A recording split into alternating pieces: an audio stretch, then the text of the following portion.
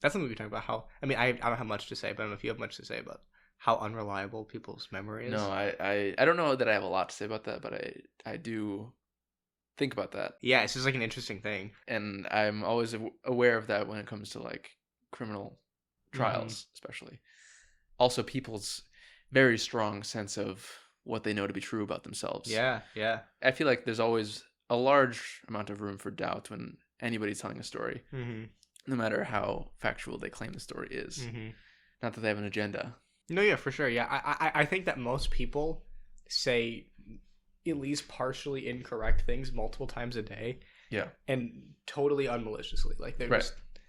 They're not even idiots. Like, people just, our brains aren't that great. Yeah, you just make up stuff all the time, and most of it isn't intentional. Yeah. You're just filling in the gaps of your memory. And, I mean, you could find that 100 times each podcast episode. Like, yeah. I might say a thing that I thought was interesting in some study or whatnot, and I get 4 of the details wrong. Yeah. Which probably matter. Yeah. Well, and what's crazy, too, is, like, when you say something, like, saying it confidently certainly helps, but, like, literally just saying anything... It reinforces people's ideas of that's the right, truth. Right, and 9 times out of 10, even if, like, it's just something, especially if it's something they're totally ambivalent about, like, they're not going to fact check you. Oh, unless it's shocking. Like, if I say, like, the CIA grows heroin, people are going to Google that. Yeah. But if I say, like, yeah, did you know that, like, 8 out of 10 people, like, pick their nose or whatever? Like, that's like, oh, yeah, sure. Or, like, did you know that cholesterol makes your toenails grow shorter? Right, like, people would just be like, oh, interesting. Yeah. And then they go tell somebody. Yeah. It's fucking nuts. Don't spread that. It's, as far as I know, not true. Yeah. That kind of thing happens all the time. And this one's interesting. And as far as I remember, what I'm saying is true. But, find it out yourself if you want to.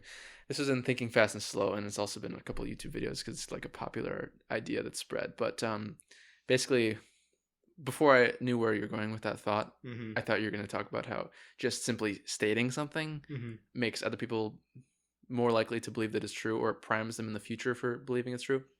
For instance, there was a study that just gives people the phrase, the body temperature of a chicken, over and over. This is like the number one rule of advertisement.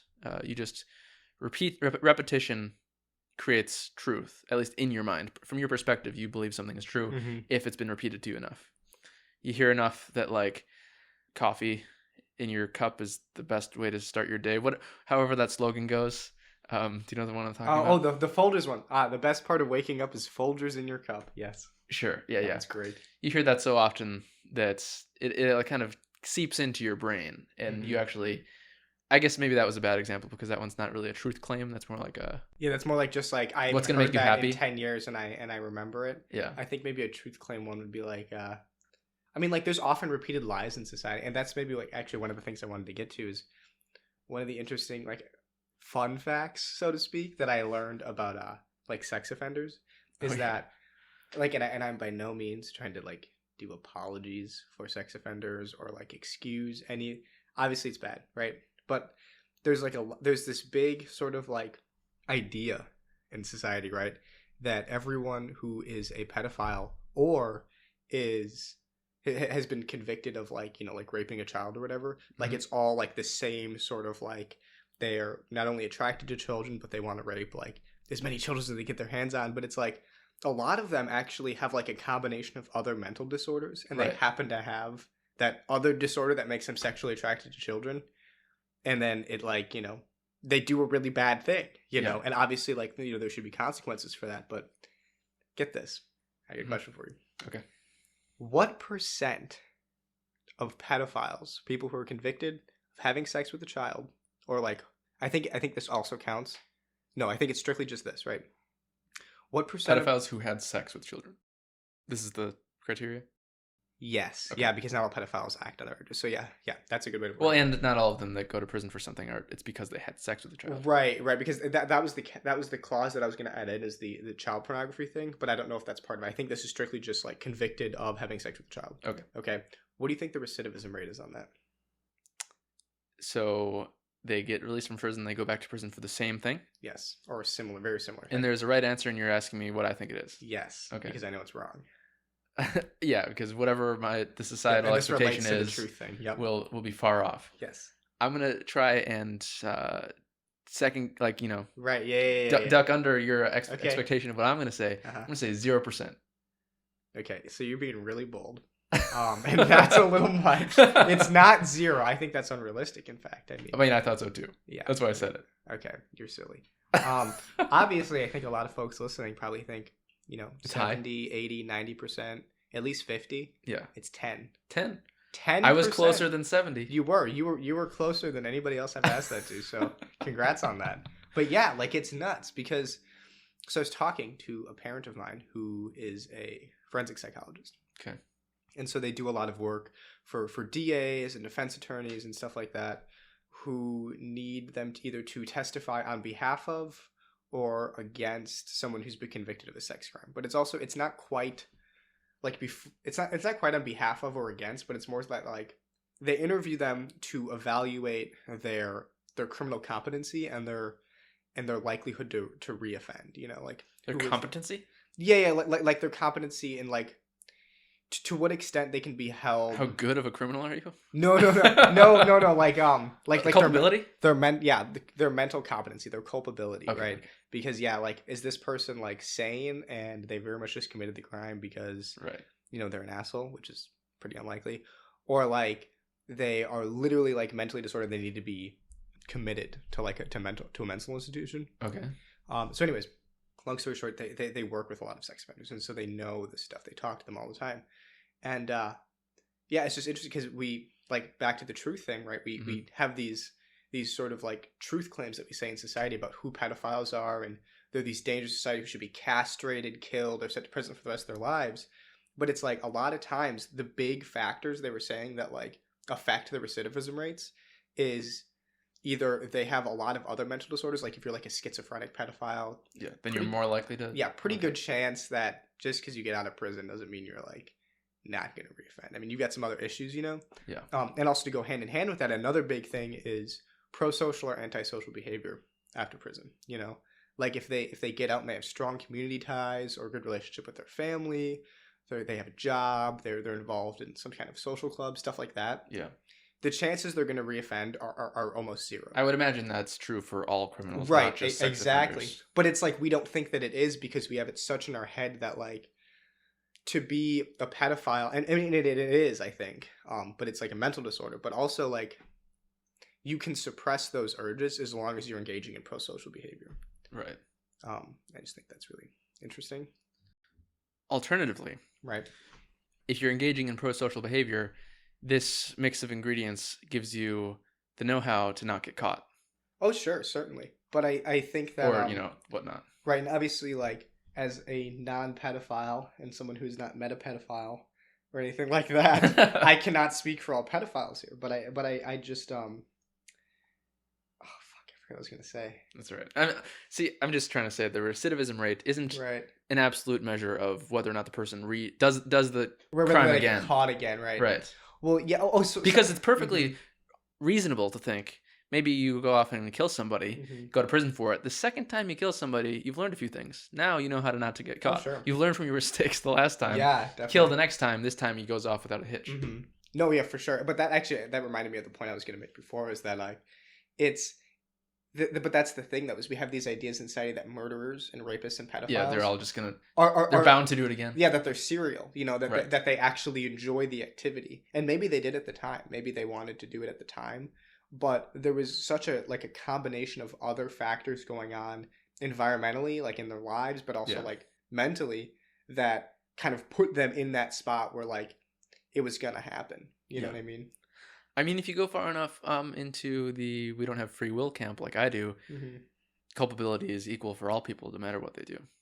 Yeah, no, I mean, I think we're on the same page as far as free will. Like, if I understand you correctly, like, for example, like with the case of the pedophile, right? Because of the way I look at free will, it's like multiple choice.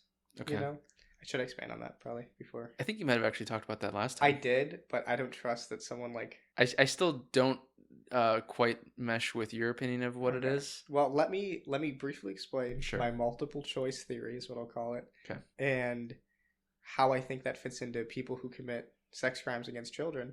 Then you can tell me what your take is on that. So I think that So basically, we have the free will to choose among, I think, a sort of set of choices in life, like a really big multiple choice, maybe with like 100 choices or 300 choices, something that we think is free choice. And the parameters of that free will is affected or set up by your environmental factors, like the way your parents raised you, your friends, your family, your social groups, etc. And the other half, and it might not be 50-50, and I think the science is still kind of out on that, but then the other part of it is biological stuff. You're predisposed conditions to do certain things, like maybe if you have a disorder that makes you quicker to anger or something like that. Like stuff like that is going to limit the parameters of that multiple choice. But I think most traits are about 50-50. Right. Around those lines usually. But so anyways, so then I think that when someone commits something as heinous and horrible as a sex crime against a child, it's like if their multiple choice got to that point where it was like it was like the perfect storm of bad things happening. And I'm not trying to like relieve responsibility from this individual at all. They made the choice. Right. But it sucks, and I just think that the problem is we're looking at it from the perspective of this is a bad person who needs to be eliminated from society, rather than there is bad things happening in society that we're ignoring that's creating these kind of people. You know what I mean? Right. I agree with you on almost everything you said, except for the multiple choice part. Okay, well, yeah, good. So then, are you saying that you still have free will? It's just confined to these options. Like you are set up in such a way that you arrive at the testing day, metaphorically speaking, and you have 4 bubbles you can choose to fill in. But the choice to fill them in is entirely dependent on some agency that would not be predictable by any sort of outside factors. Like yeah, and I guess it's hard to say, and I won't say that I know for certain that my multiple choice theory is the correct thing, because that's true. Maybe. But then the other choice is I think what you're getting at is that there's no free will at all. Right. Like for instance, if like what you're saying, that your environmental factors that put you in a certain situation influence your thoughts in your brain throughout the course of your life, everything you're eating, seeing, consuming, people talking to, your genetics. If you track all of that, then you are making this choice. Let's use that word in your brain or using the metaphor, you're sitting down taking a test. You can choose one of these 4 bubbles to fill in. Are you saying that I could not, knowing all this information about a person, all this prior knowledge of what's shaped them, I could not ever predict what choice they're going to make because there's some true freedom in their choice? Or could I predict exactly which bubble they're going to fill in? I think that this is kind of the line where we get to the point where we're just kind of guessing, and I don't think that we can know. Okay. I don't think. Because I think that it's both possible that it's just like, as I previously described, like limited multiple choice. Yeah. But I think it could be that, plus you're guaranteed to pick A every single time because of that. Right. Like in the sense that it's predisposed down to there's really only one choice, but we have the illusion of 100 choices. Yeah. And I think you definitely that have the illusion of free will. Right. And I think that as a human being experiencing it in the first person, I can't fathom removing myself from my illusion of free will. Yes. And so I have literally no idea whether or not it's an illusion. Okay. And so yeah, I'm okay with saying I'm not really sure on that. Yeah, we have this persistent sense of self that just insists upon the fact that we are in control. Have you experienced ego death? Not yet. But like maybe your mind will be changed once you do. No, yeah, I definitely actually plan on it. Because related to that, I now tried mushrooms a few times since the last time I've been on here, and it was really interesting because I realized that, and this sounds so cliche and funny and stupid, but they literally lie to you about drugs. Like, okay, in what way? At least in the sense that mushrooms are not as crazy as people make them out to be, unless you take like a shit ton. Because I took the first time I did it. Well, no, both times I did it, I just did a very standard dose. Yeah. 3.5 and 1/8.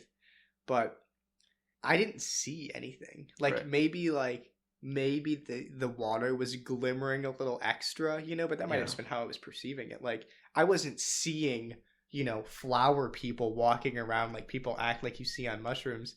And so it definitely it's sort of made it less intimidating to do. And obviously I'm not saying I'm going to do ayahuasca tomorrow because I'm not ready for that. I know that I'm not ready for that. But the point is I was just a little bit less intimidated about psychedelics after that. Yeah, that's both a good thing and a bad thing, I think. Yeah, probably. That's the type of realization, which I think is a bad thing of society, to inflate the negativity of these drugs to the point where when you do them, you realize they're not that bad. Because then it's like, well, if mushrooms isn't that bad, what else isn't that bad? Let me do DMT on my work break. Well, I would certainly do DMT. But it's like, maybe methamphetamine isn't that bad. Maybe fentanyl's not that bad. And those are definitely the life-destroying drugs. I don't know. Maybe. No, I'm not saying I don't know if meth isn't a life-destroying drug. I don't know is I don't know if I quite agree that would lead you down that path. At least it doesn't personally lead me down. I'm not saying it's necessarily going to, but I'm just saying like it's the type of lie that you're told like in elementary school, that if that lie weren't there, like it's making you more likely to do the drugs that lie existing. Do the harder drugs, because as soon as you do the softer ones and you realize all the teachers were inflating those, they're probably inflating all the other drugs too. And you can just do heroin and you're not going to get addicted immediately, or it's not going to ruin your life, because that didn't happen when you did mushrooms. Didn't happen when you did LSD. Didn't happen when you did ketamine. Didn't happen when you did ecstasy. No, that's totally true, but I think that it's a different fear, right? With hallucinogenics versus, say, heroin, right? Right. I'm not scared of heroin because of how it would make me feel. If the only thing about heroin was that it made you feel the way it feels, but there was no addictive effect to it, right, I would totally try heroin, right? But it's I fear the fact that I know, or at least I'm told, right? Because again, well, that's the thing. That's exactly what I'm saying. Well, it's just that you're told it. No, but that's the thing though. Is it's like I'm told about mushrooms, not that I'll get addicted and die, but that I'll see crazy shit and maybe it'll be scary. Right. Versus with heroin, it's you will get addicted and fucking die. Okay, but when your belief that mushrooms will make you see mushroom men walking around the forests, when that gets weakened, you're saying that then does not weaken your belief about heroin being addictive. And true, but I think that it's not like isolated like that, because when you isolate like that, it very much seems like it would. But there's other external factors that are affecting it, right? Like all of the people that I see in real life and in the media who do or have done mushrooms or say they have done mushrooms are happy people who are not addicted. All the heroin addicts that I know or see in the media have horrible problems. Exactly. Their lives fucking suck.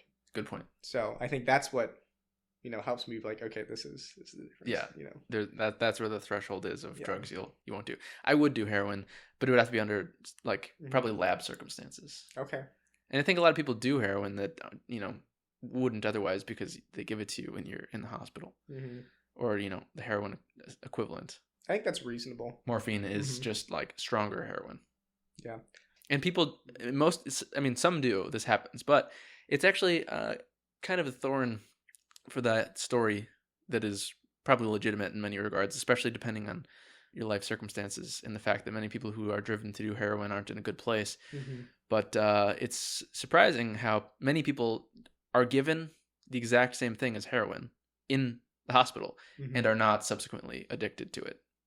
Even though they've been pumped full of it for months or weeks, depending on how bad their condition is. That's true, but isn't there actually like a fair amount of people who do get addicted to heroin because of their hospital stays? No, I'm saying there are those people, but they're the minority of people. But what about the people? Yeah, that's a good point. And I think that I see your point, right? How it connects with social circumstances. Yeah. Right. No, and that's super true. And that's why social programs are so important, like to any extent. Yeah. Like, I don't care if it's giving someone $50 a month or like, full, free healthcare, but like all of that stuff is good. Yeah. Because it's going to reduce drug addicts. And it's like, I feel like even the people who like don't really care about helping the poor for like empathetic reasons can at least say that they don't like seeing homeless people in the street. And I think at the very least, especially people who are very like sheltered, sort of upper middle class suburban people, are scared of drug addicts. Yeah. I think because of the way they're portrayed, and also just the fact that like, drug use is associated with crime. And it's like, if you're scared of the fucking drug addict walking around a block away from the university, maybe we should have better social programs than a fucking drug addict. Right. I mean, I think there is good reason to be afraid of drug addicts. For sure. If you're so addicted to drugs that, you can't go a day without doing them, and, they're expensive in many cases, so your money's wearing out. There's lots of things that normally you'd consider crazy to do that you're willing to do just to get more drugs. No, that's true. Like stab random people in the street. Yeah, we're like 7 tangents deep at this point. There's been things I've been wanting to say all along the way. But one thing I'll Sorry, say take on this notes. topic of the drugs, Uh-huh. I talked about this in episode 7 with Brooklyn, but Uh-huh. I'll talk about it again to really drive that point home of social circumstances being a heavy factor in addiction. Are you familiar with the rat park experiment? Yes, and it's the most beautiful thing. I learned about it on that episode actually, Oh, you okay? Yeah, and yeah. it makes me so happy. But you can repeat it here. I mean, Yeah, people with the social lives. What you were originally saying on that? just that. Right, so like recidivism rate for people who Yeah, commit so it's the sex recidivism. crimes. Yeah, recidivism rate for people who commit sex crimes against children is largely dependent on the circumstances of their life once they get out. Yeah. And I also I want to be clear too, because I know that this is kind of a touchy subject for a lot of people. I'm not saying that when a pedophile gets out of prison, we should give them this nice cushy life and all sorts of free fun stuff. Because I might say that. I think I wouldn't frame it in terms of a reward, obviously. Well, okay, yeah. So here, let me rephrase, because I actually agree with you, Wade. But I think that I walk lightly because I think people react strongly. Yeah, to this things is a like very that. sensitive and justifiably so, right? It's especially if you've ever experienced such a thing, like it's a really terrible thing. Yeah. Yeah, so I want to add the caveat, right? Maybe so. Yes, they should be given maximal opportunity to engage in pro-social behavior out of prison. Like encouraging social interaction, work, family, friends, etc. But first and foremost, everybody in America needs that, though. Yeah. Like I don't want to have America as it is right now, and then only the pedophiles get that. Right. Like I want to give everybody Yeah, maximal opportunity to engage in pro-social that's a good point too. Yeah. But yeah, sorry, go ahead. Well, on that, and then Right. back to Rat Park. Right.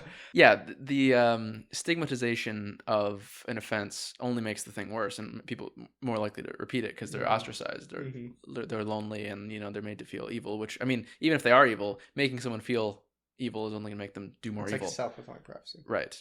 So yeah, like you wouldn't really want to frame giving sexual offenders all these nice amenities when they get out of prison. You wouldn't frame it as a reward for doing this thing. It's just that, like, if there is a most effective way to prevent awful things from happening, you should do that and then try to withhold your judgment and how you feel about it, even if it's like, I don't like the idea that we're from a certain perspective, like after they get out of prison, because obviously the prison is a punishment, they're getting rewarded for their sexual offense. You could frame it like that, but that's, I feel like, a bad way to think about it. It's like that need for vengeance. You have to let go of that and realize if this is the way to make them not reoffend, that's what we should be doing. Right. Like the best way to honor victims of child sex crimes is to reduce the amount that happen in the future. Exactly. And sure, you can also do that by putting them in prison for the rest of their lives or shooting them. Right. I think that the shooting them thing is probably not an ethical choice, and putting them in prison for a long time, well, ethical issues also cost a lot of money. Well, beyond that, this touches so many topics that we've kind of been talking about that I could say lots on. But Take notes, Wade. I should. But you wanted to talk about the Rat Park experiment briefly before everyone forgets what the fuck we're talking about. Briefly before we start speaking again. I don't know what notes you have down, but I guess before we leave the domain of truth, I would like to talk about truth. So if you're going to go too far from that, just like find a way to connect. There was that room temperature or body temperature of the chicken thing that I didn't even get to. Oh, yeah. I have to return to that as well. Yeah. I forgot about that one. That's funny. Getting sidetracked so quickly. I hope this is not a nightmare to follow. Yeah, I hope it's like somewhat coherent. I think it will be as we go further. Yeah. So just like bear with me. It'll piece together. Right. Reducing crimes in the future. Because, I mean, I think what you're just saying, you could, to also reduce these crimes, just kill them or keep them in prison forever. But I think to a reasonable person, there's an argument against those things too, because the alternative that is possible is that these same people who just did awful things and, you hate them or whatever, could be made productive, positive members of society once more. And keeping them in prison is certainly a drain on our resources when instead they could be doing whatever, having jobs or whatnot. Killing them, a little bit harder of an argument because actually surprisingly it does require a lot of resources to do a lethal injection or whatnot. You would think theoretically that it would be free to kill someone, but I guess nobody wants to be the one to kill the person. Well, I think on the point though of the killing thing, before you say anything else, I think so. I know I hate to interject, but No. I think this is crucial, and I Yes. think the best argument against the killing or the prison Sure. is that, and I think this is a lot of times. I think that people. I don't want to make anyone mad here, but I think that Make people mad. Do it. people on the right like to get really worried about like things like the Me Too movement because they worry about false accusations. Sure. And I think that it's I mean, I think that's a reasonable worry. it's a reasonable worry, except it's cringe in this context because they only worry about that when people like when the Me Too like it's to me it's the same thing as saying white lives matter. Only when people say or all lives matter. When people say Black lives matter, Sure. it's just reactionary. You don't Okay. actually believe it. Oh, so it's like a falsely held belief kind of Yes, thing. but even if it is, because I also don't Bad want to, faith. because I don't want to say that every single person on the right is doing it in bad faith, right? I'm sure some of them genuinely do worry about false accusations, and it is a reasonable concern. But on the realm of false accusations for rapists and for pedophiles, false accusations would be at fucking zero if we had more rehabilitative treatment rather than punishment-based treatment, because rather There'd be less incentive to actually like get someone. right, because it's like if I hate you and so I'm gonna call you a pedophile, like what are Right. you gonna go to a retreat and learn how to like talk to people nice? Like That's a good point. Yeah. yeah, like what the fuck, like no one's gonna accuse you then. But Right. sorry, go I ahead. mean, it would still have the reputational costs. Sure. For instance, if you want to accuse a famous actor Mm-hmm. of beating you Mhm. when that didn't happen, such as in the case of Johnny Depp and Amber Heard, Mm-hmm. when it was actually the reverse situation, Mm-hmm. you do cost that actor, perhaps not permanently because eventually the truth comes out, but Mm-hmm. you do make them like they lose job and they lose job. They lose job. They lose movie contracts. Yeah, but do you think though long term, obviously short term, that's still an issue. Yeah. But I think that problem, and maybe I'm being an idealist here or utopian or whatever, but I think long term, when you create a society where, because I think if you do this something like this for long enough, you change the culture where people are looking at crime and malicious behavior less in the way of this is an evil bad person, but rather it's a problem with this person's social circumstances. Right. Is then I think that no longer you can defame someone by saying that they did this heinous act. You're just saying this person has problems and they need help. Right. No, yeah, that is true. If we got to that point, then that accusation wouldn't be as enticing. That's true. Right. And that's definitely something we should strive for. Rat Park, though. Yes, Rat Park.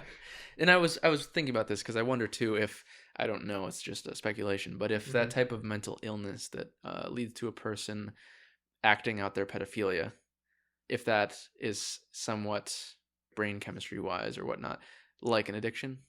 Because if you're saying the recidivism rate is very low for people who have pro-social lives after jail, then it's similar to the Rat Park thing. So Rat Park is a rat's experiments, and there's many legitimate studies that they use rats as proxy for humans. So it's not like, well, that's just rats. It doesn't apply. It often applies. Rats are very complex creatures with social lives and stuff that are similar to our own. They get rats hooked on, I believe it was cocaine in the study. Yeah, they use like cocaine water, like with all rat drippers. Right. And for years they did plenty of cocaine rat studies where there's like really depressing results and like, wow, like these rats, we give them a water thing that they can suck on or a cocaine water thing that they can suck on. And we also give them food. And most rats choose the cocaine water. And then in fact, most rats love the cocaine water so much that they stop eating and literally they die in their sheer bliss of always being high on cocaine. They just choose not to eat because they'd rather drink the cocaine water. So they kill themselves. And then somebody, I don't remember exactly when, and maybe like the 80s or 90s or something, thought of like, well, all these studies were done with just a single rat. What if we put the rats in a group and do the same thing? So they build like a nice big cage with lots of rats. And I think they even had like those things you climb on and the spinning wheels, the playground, everything that if you were a good rat owner, you would want for your rat. So they give them that so the rats could be happy with social lives and with physical activities and all that. And then they gave them the water and the cocaine water. And then a few rats tried the cocaine water, but it was like astoundingly, especially compared to the previous studies of just single lonely rats. Like none of them got high, or none of them got addicted, I should say, on cocaine. And there's also been a lot of the cases where a rat was tapping into the cocaine a little bit too much, and then their other rats would stop him. They wouldn't like beat him up or anything, or like they wouldn't even cast judgment on him. He wouldn't like become the loner rat that everybody hates. They would just like nudge him to stop to drink the regular water, and then he would, and then join with the rest of the rats as a equal. Yeah. So like the results, the conclusion from the experiment was basically that the story that we've been telling ourselves about addiction for so many years is not entirely true, where a lot of it depends on you're feeling lonely and you not having any a rewarding social life. And if you do have that rewarding social life, it's not to say that you can't get addicted, but you're much more resilient to addiction. Definitely. Mm-hmm. And I wonder if the same, could be extended. I wonder if there's more support for it aside from recidivism rates for sexual offenders, but if the same kind of thing is happening in your brain with pedophilia. I think it's probably for most, if not all, I guess, if we're Negative impulses. Yeah, I was gonna say antisocial behavior, and I just felt like I kept saying something social behavior. Yeah, I was trying to think of something else. Yeah, I have a comment on that, but I know that we have to like backtrack 8 steps. Is it a good time for me to make that count? Because this is gonna it's gonna open another rabbit hole. That's okay. I'm prepared. All right.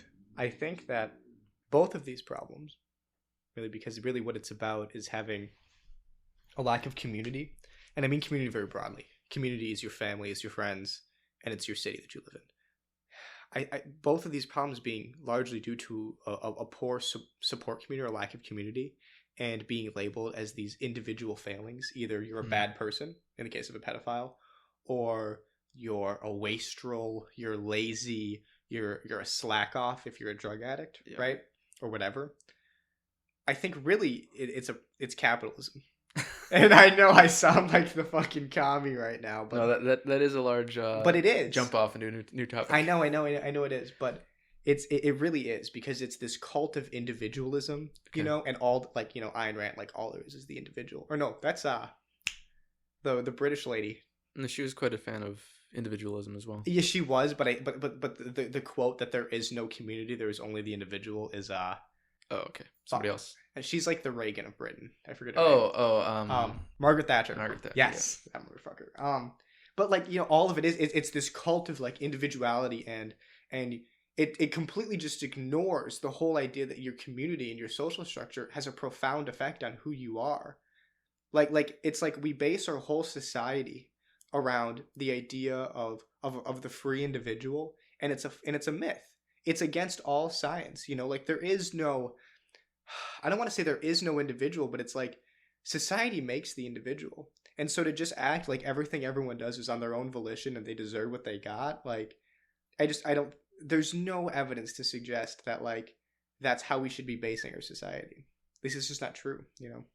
So capitalism and individualism inherently tied together. Yeah, pretty much. I mean, because I like the whole idea of capitalism, right, is that you as a free individual can operate, you know, freely and unrestrained in the market, right? But it's also based on creating companies. Sure. Companies certainly aren't individuals. I mean, unless you're, you know, Citizens United, then they are individuals, I suppose. Right. Well, but even then, though, it's like the head of the company is the CEO, right? And it's like the goal, right? Capitalism has this thing where it's like basically everyone wants to be an entrepreneur, right? Because if you're not an entrepreneur, you're just working. You're making okay money, but you kind of want to make more. You know, you want to be in charge. Well, yeah, I feel that part definitely. That I want to not have anybody tell me what to do. I also want to say too, disclaimer: I'm not the CEO of communism. I'm not Karl Marx. Close to it, right? Yeah, right. So anything I say on here might be not whole information. I may be missing parts, and I might be just flat out wrong. And not the best representation. Right, but I'm going to do my best. I'm going to do my best, and we can get into that later too. Why I don't think that I need to know all of the ins and outs and be able to defend communism to my dying breath. But see, to be able to small question with that though is, a lot of people can say that kind of thing. Like, you are a proponent of an idea, any given person, maybe a famous person, public intellectual, or just a random person that you're talking to. They can be a proponent of an idea and say, like, well, I don't know everything there is to know about this. So, like, don't go off just me for, like, what this idea is about. But who are you supposed to go off of then? You know? I think you should go off of a combination of lots of people who speak in favor of it and people who speak Just against the it. aggregate of all the people you've ever heard. Right, because the thing is it's like, so communism is just a word, right? Yeah. And so like language, it's kind of defined by the people who use it and how you use it. And I think that aside from the fact that there's so much like just confusion and propaganda and uncertainty around what the fuck communism is. See, this is my thing, because every Right. person I talk to Right. seems to have a different pitch for communism. Oh, 100%, yeah. So I'm like, what even is communism? Mm-hmm. Part of that's thanks to the U.S. government. You know, they like to muddy the waters. But no, I'm talking about communists. No, I talk to for sure. communists. No, yeah, but that's what I'm saying is it's like, it's, I think part of it too is that the left is fractured into so many little tiny fucking pieces that, yeah, everyone does have different definitions, and it makes it really difficult to, I think, lure people into it. But I think the point is, I know it sounds like it's a cult I'm trying to like recruit. Or like you're a But spider. like, let me just quickly give you the reason why I advocate for communism without being Sure. Karl Marx, because I think it'll help explain why it's okay that there's lots of different definitions. Okay. I think that if I'm going to advocate for a system, right, like obviously capitalism has its issues, communism has its issues, probably, right? Like, Probably. in all seriousness, of course it does, right? But so I have to pick which one I want to perfect, which one I want to lean towards, right? Which one I want to work on perfecting and sharpening. I'm going to go for communism, right? Because capitalism is fundamentally the ultimate goal is the profit motive, right? Businesses do things for profit. And the way you get ahead and the way you thrive and survive in capitalism is by profiting. And whereas under communism, all production is for needs and wants. It's for satisfying what is actually needed and desired in society. And so it's not only not wasteful, but it's more equal and it's more fair. Well, okay. And so even if there's problems with the economic structure of communism, like something might not add up or we have an issue with this particular part, we can work that out. But the point is that I'd rather shoot I'd rather try to make that system good than keep making up excuses for the shitty one. Okay, I have a few things. First, though, you seem to be positioning this as a dichotomy of either capitalism or socialism or communism. And my question is socialism not a distinct point along this continuum? So, and this is the part where my information is, partial, but I'm going to do my best here. The way I understand it is socialism is a step to communism, right? But it's a step that's not worth stopping at? No, it certainly is. Oh, you mean like stopping at Like that's the goal. Socialism rather than communism. Well, no, the goal first is socialism, but then we need to move beyond that to communism. We need to. Yes. Okay. Yes. That's what I was asking for. Yeah, because basically, yeah. That's where I might part ways with you. Okay, why do you think we need to stop at socialism? Well, I think communism has a few problems too many. Okay. One of them is a centralized economy. Mm-hmm. Seems to be a quite bad idea from my perspective. I have a book for you on that. On why it's not a bad idea? Yeah.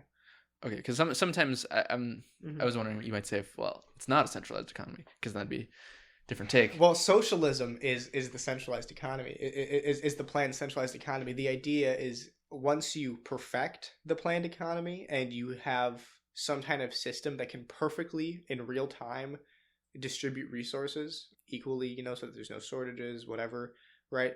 Once you can get that, which is the challenge, right? But that's what you do during socialism is you get an equal allocation of resources and it's all decommodified, right? There's no money. It's just this goes here because this is where it's needed, right? Then you can eventually move to communism where the bureaucratic structure is ideally just supposed to die off and it all just works. And so that's like, as my professor says, where the magic happens, and I get that. Literally magic. Right. And so it's not like I think communism is going to happen in the next 20 years. But the point is that we shoot for communism, right? We start to implement democratic socialism, eventually socialism, and then we work to perfect socialism until we can get communism. It's like, I don't know if it'll ever be possible, right? So you're saying socialism is decommodified for literally every single good and industry? So I might be wrong in this. I don't remember if you decommodify everything in socialism or not till communism, but because I thought it was not till communism. So you might be right on that. And if I'm wrong, then I have a problem with socialism, I guess. Right. Well, so you have a problem with decommodification. Well, I love decommodification. I have a problem with the centralized economy of one group controlling everything. like the government being in control of all of the things. Right. I'm a much bigger fan of a kind of mix of socialist and capitalist, where there are still companies that are distinct from the government, but the government also provides an alternative. So like market socialism. Yeah. So I'll tell you the problem with that, but Okay. briefly, in defense of what was the thing you said just before? Oh, with the state. So just to be clear, and obviously like Marx isn't like God, okay? But Marx never says that the state has to be in control of this bureaucracy. So that's one way to do it. And if you had, but whoever's in control of this bureaucracy would become the state. No, listen. It doesn't. It's not going to be someone in control. So listen. So one route is the state route, and obviously, like that can be tricky because that person has to be completely, purely, and goodly intentioned and wise. I just thought of the way you could do it. Right. Is you have and maybe this is what you're thinking of, but it's essentially an association of producers where all producers in the world or in a country, or whatever, just work on the same network, right? And so they're all communicating all the time. It doesn't have to be a head. It can just be all of the, socialized businesses, you know what I mean? Like the logging people talk to the steel people and the steel people talk to the logging people and whatever people, like it's all connected, and there doesn't have to be a figurehead. There could be, but it doesn't have to be. Well, the way I thought communism could eventually work, if you develop super intelligent AI who's properly tuned to actually be fair, and then put that in charge, then you could do it. Well, they tried that in Chile, but it was in the 70s, so it didn't work out super well. And also the CIA is literally, I fucking hate the CIA. I will say this on air, bro. Like, I mean, I don't think the CIA cares. Yeah, I realize that probably sounds kind of fake edgy, but like literally, I honestly, I would abolish the CIA if I could. They're just such fuckers. I don't think they're going to put you on a list for that. I know. I'm being a little obnoxious. But no, like dead ass, because so in the 70s, right, Allende was like he was basically a socialist leader, democratically elected in Chile. Right? And you're saying they used AI? So yeah, well, so not quite AI, but they so this is the other problem, is not only was it the 70s, but it was also, in South America, and unfortunately in Chile. I'd be surprised if they even had computers. Right. They didn't have as good of access to like the supercomputers that you could get in the States and stuff like that. Yeah. But with the best computers they could get, they set up something called CyberSyn, which was essentially it was essentially that. It was a central command post of like a supercomputer where all of the producers in the country would input information real time on their little CyberSyn mini things, And this does not sound like the 70s. Yeah, I know, right?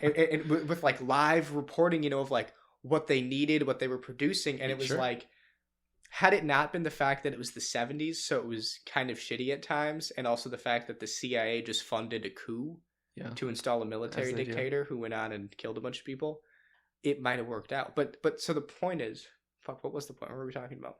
I was just saying about the AI, right? That might be the way to accomplish it. Because my fundamental issue with the centralized economy or even group of producers who are in collusion with each other is just the human nature of self-interest, essentially. Well, that's why you decommodify. You're about to just debunk your own argument for market socialism right now. No, even if there isn't a money, they're still producing a thing. Right. These things have value. Sure. That's true. And they can use that value to exploit others. That is true. That's actually a really great point. And it's one of those things where it's like, if you're a person who has the most of something, you'll use that to your advantage. Totally.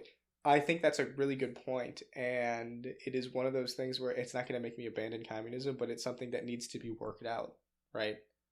Because the problem with the democratic or market or whatever the fuck you want to call it, socialism that you described previously, right? Back to the thing where you don't want to decommodify. Well, the problem with still having that is it's like, so say we just have a bunch of co-ops, right? The workers own their business. We're all a bunch of hippies. It's fucking great, right? The problem with that is when you still have multiple businesses creating the same or similar product, there's still competition. Right. And so even just because it's a co-op and it's democratically elected, they're still going to be exploiting each other through trying to pursue maximal profit. Exploiting each other within their own company or exploiting the other companies? Both. I mean, because what's going to happen is they're going to be exploiting themselves and exploiting each other in the sense like, hey, man, I need you to come in more, because they're trying to compete. So if you eliminate the profit motive and people are producing solely for needs and wants, like people are going to want this many electric guitars this Christmas, stuff like that, right? If you produce based on that, then you eliminate, people trying to compete. And so now people are like, okay, well, what about innovation, right? How are you going to innovate? Yeah. There is no, I mean, obviously, right, we know there's problems with the USSR, and I'm not going to defend Stalin or anything like that, right? But like, people act like just because there's no profit motive, there's no innovation, which is just not true. There's still motive to innovate. I mean, Christ's sake, do you think that Steve Jobs would have just not come out with the iPhone because he wasn't going to make money off of it? Like, it'd also be nice just to have an iPhone. They're kind of cool. You know what I mean? And this part I'm not super educated on. Like, I don't know how incentive systems work in communism. Like, you could maybe say like, hey, you get an extra car if you invent like the new iPhone, or if it's just purely, free will. But I just think it's silly to assume that no one's ever going to innovate or invent anything if they're not going to make a bunch of money off of it. With the USSR, I don't know if that's a great example because True, because they had shitty TVs. I know. No, because there's still competition. Well, and that was the problem with it's just countries. Well, it's funny you bring that up, Wade, because Okay. the book that I said that I have for you on this Yes. talks about how the problem with the USSR was not that it was a planned economy, but that wasn't a planned enough economy. It should have been more socialist, more communist. And then 300 million people wouldn't have died. Well, so it's actually a really complex thing with the whole famine. I mean, But, that's not an accurate number, but it's a lot of people. Yeah, so it was mostly authoritarianism that killed people. No, this is the thing. Okay. How do you avoid authoritarianism when you have a centralized economy? When you put a bunch of money, or if it's not money, you put a bunch of power into someone's hands, and you expect them to just be completely fair with all that power we've just given you. Yeah, no, I mean, and that's a very valid concern, and it's why I lean more towards the Associated Producers thing. But I also think that, like, I feel like the more power goes into one place, that just automatically creates authoritarianism. Yeah, I think that it's difficult to say. I mean, ideally, we could just restructure the way the government works, where there isn't like a president. You could have a sort of a head council that answers to the council members below them. And obviously, like, I think with any government system, there's ways we can be like, well, you can still get authoritarian. Like, for example, we could get authoritarianism in the United States if Joe Biden said, fuck you, I'm the dictator now, and the military will shoot you if you say otherwise. I mean, that's literally what Putin did, right? So, like, you can do that in a quote-unquote democracy. Sure. But, so I just think with lots that, of like, setup, but yeah. Well, right. But like, if you have, because the whole idea with, now I'm pulling from not a lot of reading, so like, please forgive me if I'm butchering any of this. But the way I understand it is like a socialist government would function, where it's essentially just like, this actually sounds like a pyramid scheme because I'm imagining like a pyramid, but literally it's just like people democratically elect the people above them who are on councils that just go into ever more and more and more councils, Yeah. And it's like, if you're not happy with this motherfucker, you just vote him out. And I don't know. I mean, I feel like, yeah, of course you can still get a bad actor doing bad things, but that's just that person on top though. Why does it have to be a person? Why can't it be a group? I mean, and I guess you could have the same problem. Group of people on top. If they are on top and they have all the power of the society, that doesn't seem good for me. Well, wait. How do you propose? I mean, are you? Because I just feel like I'm saying that whatever we have now is better than that. In what way? Joe Biden's on top. Yeah, but he doesn't have all the power. The president doesn't have complete control over a thing, or it's the power is spread out. Oh, like you like the checks and balances with like the judicial. Well, yeah, we could have the American government style with communism. Okay, because I'm talking about the economic system, not the government system. Right. You know what I mean? And so like that's fine. Like I would like it for there to be as many opportunities as possible for the people or the other sections of government to tell Joe Biden, fuck you. We don't like what you're doing. Get out. Yeah. Obviously, like, there's always ways they can get around it. But yeah, no, you don't have to eliminate the government structure, I don't think. So then you have each of these three, you have the three bodies of government all equally in charge of the economy? Or is one of them their job? I guess. And again, this is like a government debate. I think communism is largely economics. But I think that's probably, I think that's why the founding, this sounds gross, I hate, the founding fathers had the idea of having the executive with the president, right? Yeah. Because if you just have three bodies that have equal power, nothing's going to get done. You have to have a final say.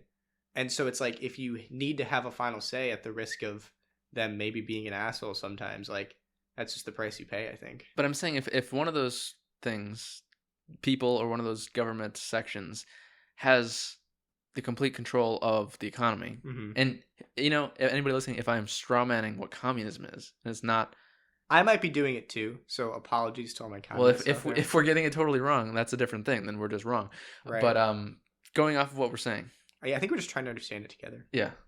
If there is a person or even a group of people that all that control basically all of the money or goods that are getting dispensed, Oh, they rather than that control being spread out between lots of people, I think that's just going to end in horrible disaster every time. Why?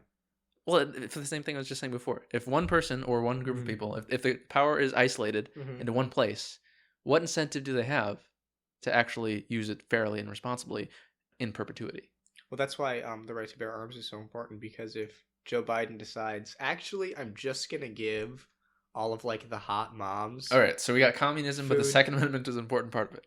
Yeah, Okay, no, dude, fair enough. communists love gun rights because you have to be able to spark a revolution if need be, right? Because ideally you have a leader who genuinely has the best interests of the people, right? That's the social contract, right?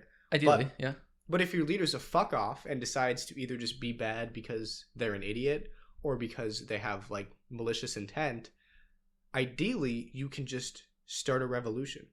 You know what I mean? Like if you can't democratically unelect them, I guess it's time to get the guillotine, But if the alternative, if it's like, the only option when your leader is abusing their power because they have all the power is to just kill them, start a revolution where many people die, I think that's a pretty fragile system. What's the choice now, Wade?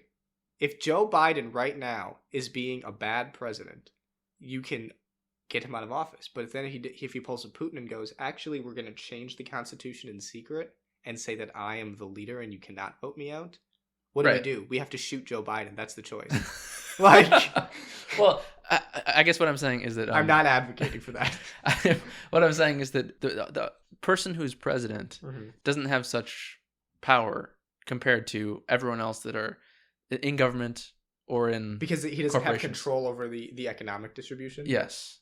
Well, so that if he tried to do that, he would probably fail because many people they aren't like beholden to him. So are you basically saying that it's easier to do a revolution in the United States than it would be under a socialist government? No, I'm saying it's less likely to happen. A revolution will be less necessary under this government than under a communist government. Why? Like, because if you've got a bunch of gorillas and one gorilla has all the bananas, oh right, and you won't give them to you, yeah, the only way to get them is to kill them. But if you have gorillas who all have their own bundle of bananas, and one of the gorillas tries to say, actually, give me all your bananas right now, they just say no. Yeah, then you'll have to kill him out of necessity. No, you don't have to kill him then because you just ignore him. Or like he doesn't have all the power. You don't depend on him for that much. For a second, you have your own bananas already. Yeah. You're not depending on him to give you bananas. No, exactly. So when he makes a demand that is unreasonable of you, even if he has the most bananas, even if he has the majority of bananas and everybody else still has some, if he says, I'm gonna fuck all your wives, you'll just say, I've got my own bananas to eat. Right. I don't need yours, so don't fuck my wife. Right. It's different though. If he has every banana. No, for sure, and I think that's a valid concern, but I think there's two things. One, I think you're underscoring how much power the rich already have under capitalism. Well, that's definitely a bad thing, sure. Right? But also, I think that like already we're arguing like niche specifics of how a socialist government may be implemented, and my point is this is a good direction to lean towards. Okay. And so the conversations we should be having in political discussion is how to best achieve it, like you and I are having right now, rather than should poor people live or die. No, I mean, that's literally the fucking discussions we have under capitalism for 200 years. Like, what? Yeah, no, I'm not a fanboy of capitalism. There's many problems there, too. Right. I'm just saying, like, if you have a system of communism in place, it's inevitable that eventually the leader will be a bad guy. And then if he has that much power to abuse, like, you're kind of fucked. I think you... If the way I'm framing it is correct. Why is it inevitable? You think you'll, until the end of humanity, have a list of only good rulers? Well, no, but I think that obviously it could happen, right? But I think that... Especially the temptation to become the ruler, provided you're a bad person, knowing that the ruler is in charge of everything. Yeah. Like, that's the biggest temptation. Like... But you'd have to defraud a lot of people to get... I mean, obviously it's pretty easy in America, but I think that's also because there's a lot of other problems with America. What's the communist response? And I know there is one, so I'm not trying to do a gotcha. No, for sure. I'm legitimately I don't ever curious. imagine you're trying to give me a gotcha. I know you're. What is the typical communist response to why all attempts at communism have ended up in dictatorship? Oh, so this is one of the things is I don't have all of like. And I think it's because maybe, they go hand in hand through the incentives of the economics. So, see, I knew I should have done some research before I got on here because I know you're going to ask me some hard questions. I know, because I know there's an answer too. I mean, if you're a listener and you are on my side of this, I would encourage you to try to find a rebuttal to it so that you don't continue thinking communism sucks. Right. Well, it might not. I have a podcast recommendation for you if you're not the reading type. Sure. Or you just drive a lot or you like podcasts. Turn Leftist is a good podcast that I would recommend. It's on Spotify and wherever the fuck you get podcasts. They have an episode on the connection between liberalism and fascism. And so why the style of government that we have in the United States is more akin to fascist leaders than communism is. And also I think they have an episode, an older one, that's just like the response to all the common, what about innovation? Stalin and right. What about Stalin? Right. And obviously, I'm not endorsing everything they say on there. I think they're a bit more sympathetic to Stalin and Mao than I am. But generally speaking, they have interesting, nuanced takes that, if anything, I think will help you better understand the general points. Okay. I don't know how one could be sympathetic to Stalin. I think their arguments are kind of because by the numbers, he was responsible for more deaths than Hitler. True. I mean, you could chalk that up to not malice, but incompetence, but that's not a very favorable thing either. It's not even incompetence. There was actually a really complex issue regarding figuring out production because there was a big fucking divide. Because it wasn't like Russia didn't go from, a developed capitalist Russia to communism. It went from super undeveloped, peasant aristocracy Russia to communism, and so there was a huge divide between the peasant farmers and the urban areas. Yeah. Anyways, read the book that I think Wade should read that talks about why planning works is called The People's Republic of Walmart. Of Walmart? Yes. Okay. So it's got a little. It looks like a Chinese flag on the front, but it's like a Walmart logo. It talks about why, how Amazon and Walmart are good examples of why a planned economy could work. But I don't like Amazon and Walmart. No, neither do they. Okay, They're socialists. Okay. But anyways, I'm diverting too much. The point is, I don't know. We keep going in different spirals here. I don't know what the point was. Okay, let me go back one step. Yeah, of course. You were saying something we about went competition. down a huge... Yeah, just dive into different... way past a lot of relevant information. We can always circle back. Yeah, I hate that phrase, but yes, we can. It's so office speech. It is, but I don't even care because it's... synergize. Okay, well, synergy is stupid, and synergize is stupid because there's no reason to ever use it in conversation. Circle back is totally, I feel like it's useful. Okay. What else am I going to say? Come back to it? That's lame. Revisit?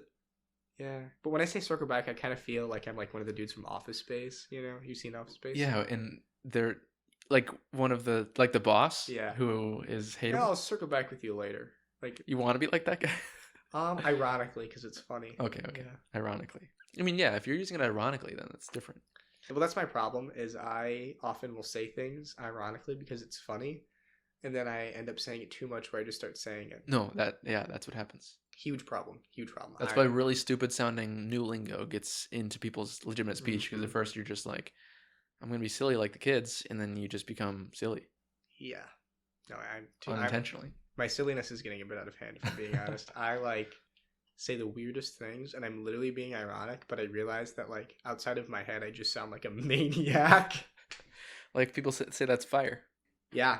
Mm-hmm. Wait. Okay. So unironically. So here's what I did. So I took it a step further, and you know how some people say that's phi, I have not heard that. Yeah, you don't even pronounce unhappy to have heard that. You say that's phi, right? Yeah. And it's funny, and so when I was texting people, I'd be like, "Dude, that's so phi," because it was actually cool. Yeah. But this is funnier to say phi, right, instead of cool or dope or fire, and now I just say it, and obviously, if somebody was going to ask me, I'd be like, yeah, I'm being ironic, but I just thought it. It was in my head. Yeah, it was legitimate, Yeah, so yeah. Unsilly thought that, yeah. Anyway, you were originally talking about communism. You disparaged the idea of competition. Do you think competition is a bad thing? It was good, but it's time to move on. and this is, and I'm speaking of competition and of capitalism broadly. Okay. It was better. Capitalism was certainly a step up from, what's the word? What did we have before mercantilism? Before mercantilism? Yeah. Slavery? No, it's the one with like the lords and stuff. Feudalism? Yes, thank you. Sorry. Yeah, no, yeah. So feudalism, right? It was obviously a huge step up from feudalism, right? Because the thing with capitalism is, once capitalism was introduced, right? So slavery. Yeah, basically. Feudalism. Right. Yeah. Now, some of the people who were previously peasants now had an opportunity to raise up and maybe start a shop of their own. Yeah. So some people were able to raise up, but not everybody, right? As we see today, we saw in the past, there's always been people who just haven't been able to rise up, right? Mm-hmm. And so capitalism was a nice stepping stone. It's like, okay, this is cool. I like this. Yeah. However, now I'm fucking sick of it. We know the problems. It's time to move on because we can move on. And so with the competition thing, it's like, competition's great for sparking innovation in like a society where we're all entrepreneurial smiths who open up different shops. We're innovating, we're trying to provide the best product to the customer. Mm-hmm. But we've gotten to the point where I'm going to explain this poorly. That's fine. And I'm kind of going to skip some sections. I'm going to drop that point because I was going somewhere with it, but I can't bridge the connection well enough that I'm going to feel good about it. But the problem with competition fundamentally is that it forces people to exploit themselves. Like I was saying, but that's a problem with like social democracy, right? Is like where you have like, what do you mean by exploit yourself? Right. So ideally, I would work, say, 25. Like overwork yourself? Yeah, essentially. Yeah, Okay. it's working more than you need to. Right. Like I want to work enough so that the business, it shouldn't even be business, right? So say we're in communism. Mm-hmm. I work at the cheese factory. We need 80 tons of cheese by Monday. So today I got to go and be responsible for like a ton of cheese. You know what I mean? Yeah. And so I go in and I make my contribution, and there's no money involved, Why do you work at the cheese factory? It's the job I chose. I kind of dig it. You had to choose one? Okay, so the job choice thing, I don't know. I think that's a detail of communism that can be worked out. I don't know about whether you choose it, whether you rotate the shitty ones, or how that works. So we don't need to go down that rabbit hole. Is everyone forced to work? I don't know yet. Able-bodied people, anyway. Okay. Probably because communism is supposed to be from each according to his ability or ability. Needs. Yeah, whatever. You know the fucking phrase, Yes. ability to need. But yeah, so like to each according to his, or from each according to his ability, to each according to his needs. Right. Yes. And so, anyways, you go to the fucking cheese factory, you put in your hours, you make your contribution to society. And Out then of just like your own goodwill? No. You wanting to be a good member of society? So it's all a nice, it's synergy. It's synergy.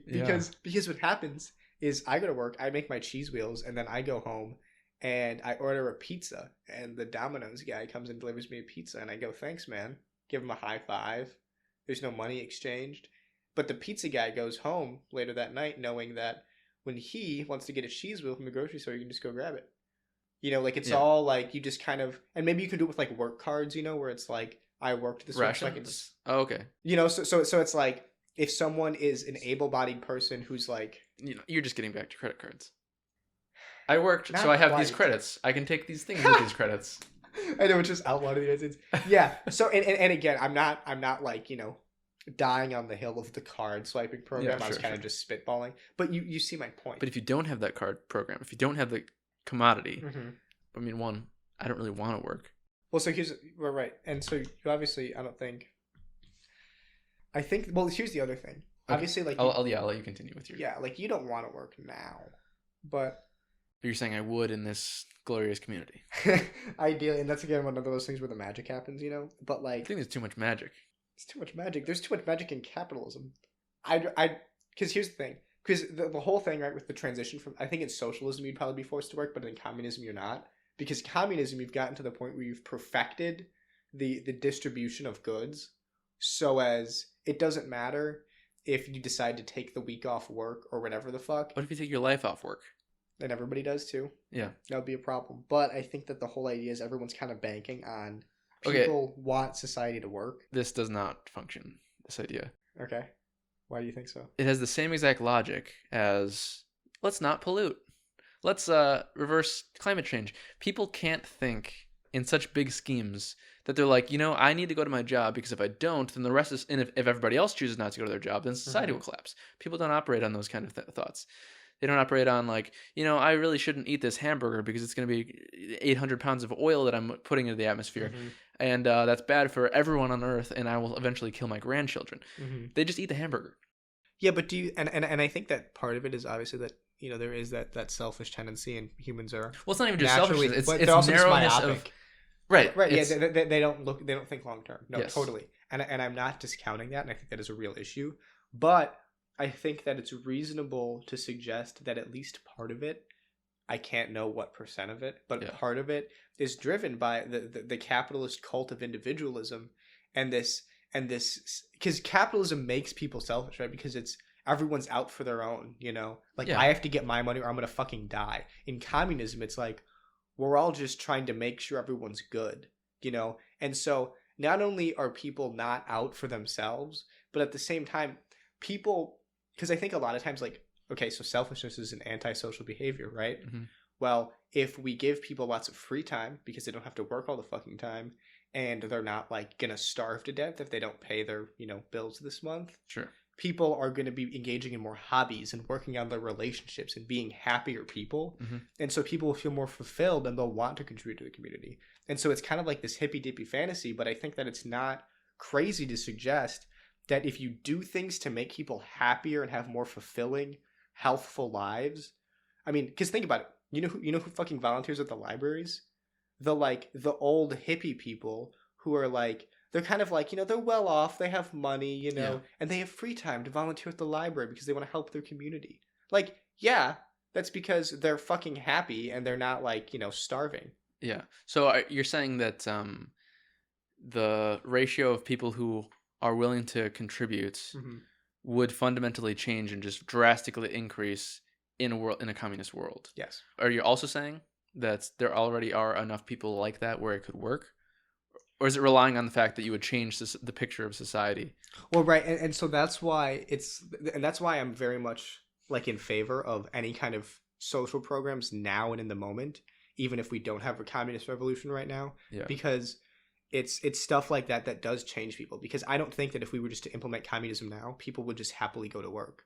Because people still have that capitalist brain rot. It could take a few generations or whatever. Right, there's capitalist fucking brain rot, and you need to fundamentally change society in order to make, and that's the whole thing from socialism to communism, is socialism. Yeah, there's a little, maybe it's like, hey, please work, but. Right. The one of my worries, maybe it's not that big of a deal, or maybe it is, I don't know, is that if that's the end goal and you're moving towards that, it's a prediction for the future of like, if we set up society this way, people will want to work, people will want to contribute. But you don't actually know if you're right until you are at that point. Sure. So then if you have been going for generations, getting closer and closer to this, and then you get to that point and you're wrong, well, then your society collapses. That doesn't collapse. I mean, so I guess here's how I'm looking at it, right? Is we get democratic socialism, maybe dabble in a little socialism. It's fun. We're enjoying ourselves. And I think that, obviously you work out the tweaks along the way. And if you get to the point where it's like, hey, maybe we can start making work optional and seeing what happens. Yeah. I mean, you can do shit in trials or like figure out ways to kind of test it. Right. And if it ends up failing miserably, just go a step back. Yeah. I think of it like a walk, like if we go down a trail and it's a shitty trail, we can just back up and go down the other one. Right. But so the thing is, like, you would need each of these experiments or trials to work. And if you're saying that you need some time, maybe like I was saying, maybe a few generations for people to get this capitalist mindset out of their head and fade away, so that now they're raised and their mom has been raised in a communist society. Right. You can't get there unless you like it's all dependent on all these trials of like seeing if people will just work optionally. Like all that has to line up just right. I think maybe you're overemphasizing the sort of like all of this has to. It's more that like I want to implement the most comprehensive kind of sort of community first society of like a social democracy where we have free healthcare, free school, etc. Do that. Do all of those like liberal lefty programs that you can. Right. And because that we know works. I mean, there's not a fucking problem with that. Okay, that's good for people and it's good for society. And so then it's like, okay, the next step is, what can we get away with doing with this? And it's like, if the worst case scenario is that idea crashes and burns and we're just stuck with a social democracy or a socialism, and that ends up being what's actually better, I'm fine with that. I'm not trying to say that communism is the best ideology and I'll defend it to my dying breath. That's what I want to shoot towards. Right. And I think anywhere, it's like shoot for the moon, land among the stars. I think, right? Is it not? Because it's like worst case scenario, we just get free healthcare. Boo fucking who? Now people aren't dying. Like, I'm happy with that. I don't think that is the worst case scenario, but I see what you're saying. Okay, so worst case scenario is like violent uprising and everybody kills each other because they don't have any food. Because people stopped working? Yeah. I mean, okay, we have shortages right now. It's not like shortages happen where suddenly there's zero food at the supermarket. Right. It's if you realize when you stop making people come to work that there's a massive downturn in people showing up to work, you can just change the law and be like, actually, just kidding, we need you to come to work. Right.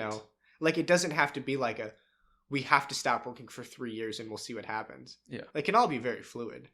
So I don't think, of course a violent uprising is always possible, but I don't think that like we should not go for it because it might happen. I mean, we might get a violent uprising right now because there's shortages under capitalism. You know what I mean? Right. Yeah. I was just thinking of the dependence of living under communism for a while so that you can get all notions of a capitalist selfishness out of your head to see if that functions. And by that point, you've been living under...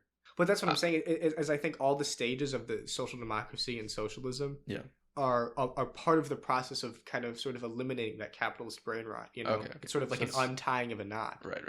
Like normalizing free healthcare is part of that. Like in Britain, right? They will never fucking get rid of the NHS. The Conservatives will strip it and make it shittier, right? But they'll never get rid of it because they've had it for so long that they're at a point where all citizens expect their free healthcare.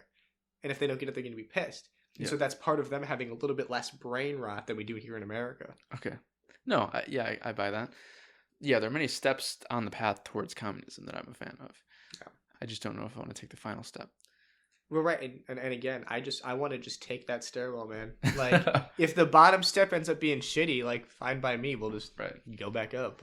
But my thing also is, like what you're thinking I was going to say about the Soviet Union's shitty TVs.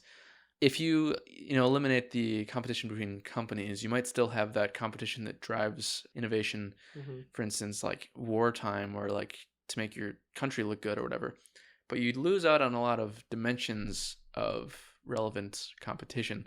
Because one thing that I think is a benefit, a good thing of competition, and it might be, there's an argument to be made that it's actually bad for environmental, like sustainability reasons. But certainly, that aside, I think the good aspect of competition is the continuous improvement, because you actually have an incentive to be constantly making better products or whatever it is, better services that, because they're better, like what better means is people value it more, it improves their lives. You have incentive to make better things if there are other people making things that could make your things less popular.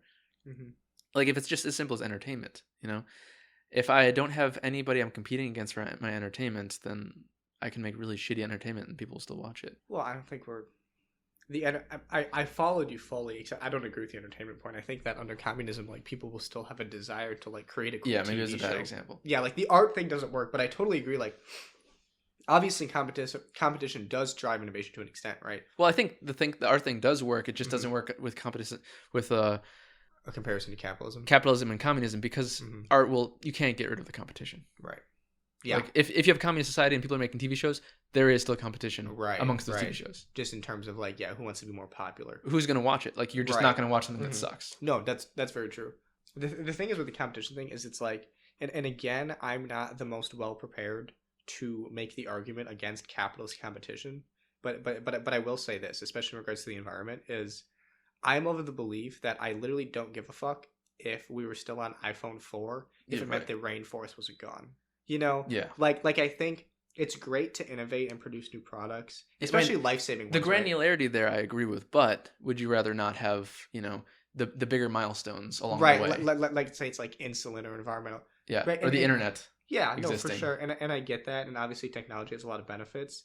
It's just that I wish that we would tread more lightly. Oh yeah. In terms of like because under capitalism, it's this idea of infinite growth at all costs. No, yeah, I do You know, have a they big problem with literally, that. because businesses, just as much as individuals, are myopic as fuck, Yeah. and they don't give a goddamn if the world is burning, if they can make an extra dollar. No, yeah, that's true. And so that is fundamentally my problem with like the whole profit motive, is it's like, why are we motivated off of making the most money when it's literally just fucking made up, right? Like, I would much rather, like, if we do have this nice, like, little, like, vanilla market socialism, whatever, at least businesses... Vanilla.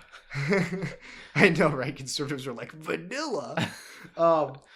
You know, but at least businesses will be restricted from just chopping down the rainforest at all cost, or dumping into the rivers. It's just silly. Like, it makes zero sense to me why we should allow even a lick of pollution. Right. Well, I mean, I think they're... I mean, a lick is... I'm being a little bit... I'm definitely a fan of going towards the socialism dimension in policy, but I think there's still a capitalist argument to be made against those things. As long as you're not a complete free market capitalist where you say, you know, the invisible hand of the market will control everything, and if companies decide to deforest, and it'll eventually get back around to them because the people won't like it. Aside from people who are completely free market like that, you can say, well, you could still have capitalist competition, but just make laws that are wise about our environment. Right. Yeah. No. That's where I was for a long time. Yeah. But I think that fundamentally, though, like, you can have like the best capitalism ever, and it's great, and I'll probably like it, but there's still problems with like fundamentally, like, the profit motive, right? Where it's like, if your end goal as a business is profit and not human well-being and flourishing, I have an issue with that, because like, and they explain this really good in that book that I referenced before, how under or like with the profit motive, right, there will be things that are produced that people don't want, or that people don't need but make lots of money, and there will be things that people need but they don't make a lot of money, so it doesn't get produced. Yes. You know, and that's, I think nobody will disagree with that. Right. That's why you use socialism to fill in the gaps. Right. So you want, socialism sprinkles? No, I want like half socialism. Yeah. Maybe 60% socialism. The things people need but don't make enough money, or like make too much money but people need more than, like, when you charge $3,000 for I can't remember that guy's name, but it's like a famous case in like 2016 of one guy, his company makes the only product that you need to have to survive if you have some certain disease, and realizing that, like a good capitalist, he... You talking about Martin Shkreli? Yes, Shkreli, yes. Charges like $3,000 a pill for whatever the thing was, I don't remember. Yep.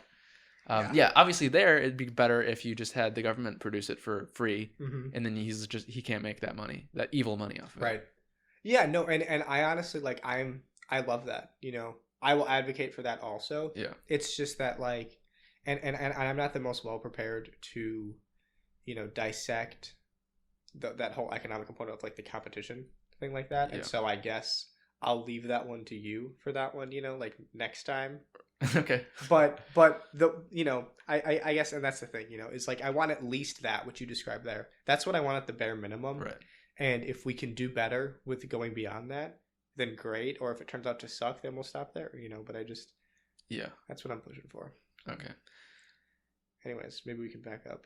Yeah, go back to non-communism. One more thing. Oh, yeah. That you mentioned a few times in passing is the wants and needs of communism, of the people that live under it. And saying I don't know if you were trying to say it's not wasteful, or at least that it's less wasteful. Maybe I would agree with you if you say it's less wasteful, but because you're saying that capitalism produces all these things we don't even need or necessarily even want, and it's just wasteful, which is certainly true, especially in like the clothing industry and really most industries, and like technology with planned obsolescence and whatnot is awful. But under communism, if it's just going off people's wants and desires, or needs and desires, especially the desires, people want things that are completely wasteful and unsustainable as well. So if you're trying to service people's desires to make them happy, you're going to end up doing a lot of harm as well. I think I should define what I mean by wasteful. Sure. By wasteful, I don't mean, a stupid fucking styrofoam cup. By wasteful, I mean under capitalism, you have tons of overproduction. Like, I don't know if you've ever seen those, like, pictures of fields that are just filled with heaps and heaps. It looks like a landfill, but it's just clothes. Oh yeah. Because these fast fashion companies like H&M and Forever 21, Shein, all that stuff, All Yeah. the stuff that they don't sell in a season that they're moving out, they just throw into a random fucking desert. Yeah. And so what I mean by it's not wasteful is communism, you don't get that. And before you even, because I think I know what you're going to say, right? Do Is what if you miscalculate, right? And there is you do overproduce. No, okay. that's not what I was gonna say. Okay, well, I still want to address that. Sure. So if you overproduce, right, like, yeah, for sure. But communism, I think, inherently is the ideal, right? And so under socialism, you might have problems of over and under production, and that needs to be worked out. But when you get to the ideal of communism, it's all perfectly correlated, you know? And so it's like... See, okay. And I don't know if it's, like, guaranteed possible, you know? This is the thing. It seems to me, when I talk to proponents of communism, yeah, they like to compare the ideal of communism versus the actuality of capitalism. I think I brought this up to you like 2 years ago when I was a proponent of capitalism, didn't I? Yes, and now you're doing the thing. Yeah, I know. So it's like, why don't you compare what capitalism could be with what communism could be? Because obviously, capitalism, if you had proper environmentally good laws intact, you would prevent clothing companies from overproducing. Oh, totally. You just need market regulation, which is not, at least according to the original capitalists, that is not uncapitalist to regulate the market. In fact, you have to. Can I chew on that for a second? Sure. A truly unregulated market literally leads to slavery. Because I think, oh yeah, for sure. Because I think that you're right, but I just want to be sure. Because it seems like every argument that I would have against communism, people would say, well, that's not when communism goes right. But I'm like, we're not. I'm talking about communism in actuality. So you are 100% right, and I think so. My point that capitalism is inherently wasteful. I think, and I could be wrong. So like, any communists listening, Arcadia. I think it would need to be just a story of lawmakers and like people catching up to like the companies, basically. So, no, like, for sure. No, I think that you are right in the sense that when I say that capitalism is inherently wasteful, that I'm comparing capitalism in practice compared to communism in the ideal. I think that that's true. My one hang up is the idea of infinite growth under capitalism that's necessary for capitalism. Yeah. And so I think there might be some issues there, but I'm not educated enough to address that. No, I definitely have a problem with the infinite growth model. I think a more well-read communist might be able to better tackle that one. Yeah. Okay. That was the thing that I wanted to address before we go back to before talking about communism and capitalism. Jesus Christ. Well, there's a few things actually. Yeah, for sure. One thing that I'll start with. Let me get a book because I don't remember the name of it. Yeah, definitely. Is this still within the realm of truth? Because I have a question about truth I wanted to ask you. It's about sex offenders. Oh, okay, cool. I think that's still under a general umbrella. Because I think we started talking about truth, and then we... Did we? I think so. I feel like the first thing you were talking... Well, we talked a little bit about about truth. like societal perceptions of truth. Yes. Okay. Yeah. Which, yeah, I have another thing to say with that. The chickens. Yeah, don't forget the chickens thing. This is book reading ASMR. Or cramming before your test ASMR. Yeah, that's it. Do you often do that? I try to avoid it. Yeah. No, I've done it a few times. But it's not usually very helpful. Yeah, that's what they say. Oh, there it is. We were in the beginning talking about pedophiles and people who are commit sex crimes, having sex with children. Yeah, and it being not completely their fault because they might have mental illnesses. And then I was like, well, it's not really even their fault because we don't have free will. Nonetheless, that doesn't mean we shouldn't put them in prison or rehabilitate them. Dude, somebody's going to crucify me on the internet one day. For you go, it's not really their fault that they have sex with children. Like, I mean, they're not with the scientific evidence then. I just am not comfortable using the word fault because I think it's loaded. I think that no one is at fault. Go ahead. Just move on. Yeah. That caveat will be your savior when somebody tries to defame you. Like, I know you're right. I just... And maybe the wording is not... It's bad optics to say it's not a pedophile's fault. It's very bad optics. Not a murderer's fault either. Is that better or worse? I don't know. I think that requires an entire philosophical discussion on what fault is, so I'm not going to speak out. Sure. Okay. Fair enough. So, are you familiar with instances of brain damage or brain cancer influencing your behavior? I mean, I know that any kind of destruction to your brain tissue definitely has a history of affecting people's behavior after the incident. That's pretty well documented, I think. Yeah. For instance, I don't remember his name. It's in here somewhere, but Are you talking about Phineas Gage? well, yeah, that's the classic example. Oh, okay. But a more mild example. Okay. That one. There's the Texas Tower shooter. Okay. Tell me about it. Don't remember his name. You can look it up, and I'm sure I'll be getting some of these details wrong. That's fine. But basically, guy goes up in a tower and gets a sniper or some sort of long range gun, and just starts killing people. And he kills a good amount of people. And then I think he kills himself, and I think he leaves a note with specific request that they do an autopsy on his brain because he thinks there's something wrong with him. Really? They find cancer, a tumor pressing up on his amygdala. Turns out that causes murderous side effects. So in that case, I would say that guy is completely not at fault because like he literally had a tumor that was changing his behavior in a way he didn't even really want but couldn't control.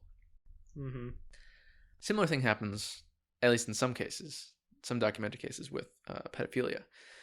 There was one case of a guy who developed feelings of sexual attraction towards children and was like worried about this new development. So he went to the doctor. Turns out he had a brain tumor. They removed the tumor. His sexual attraction towards children went away.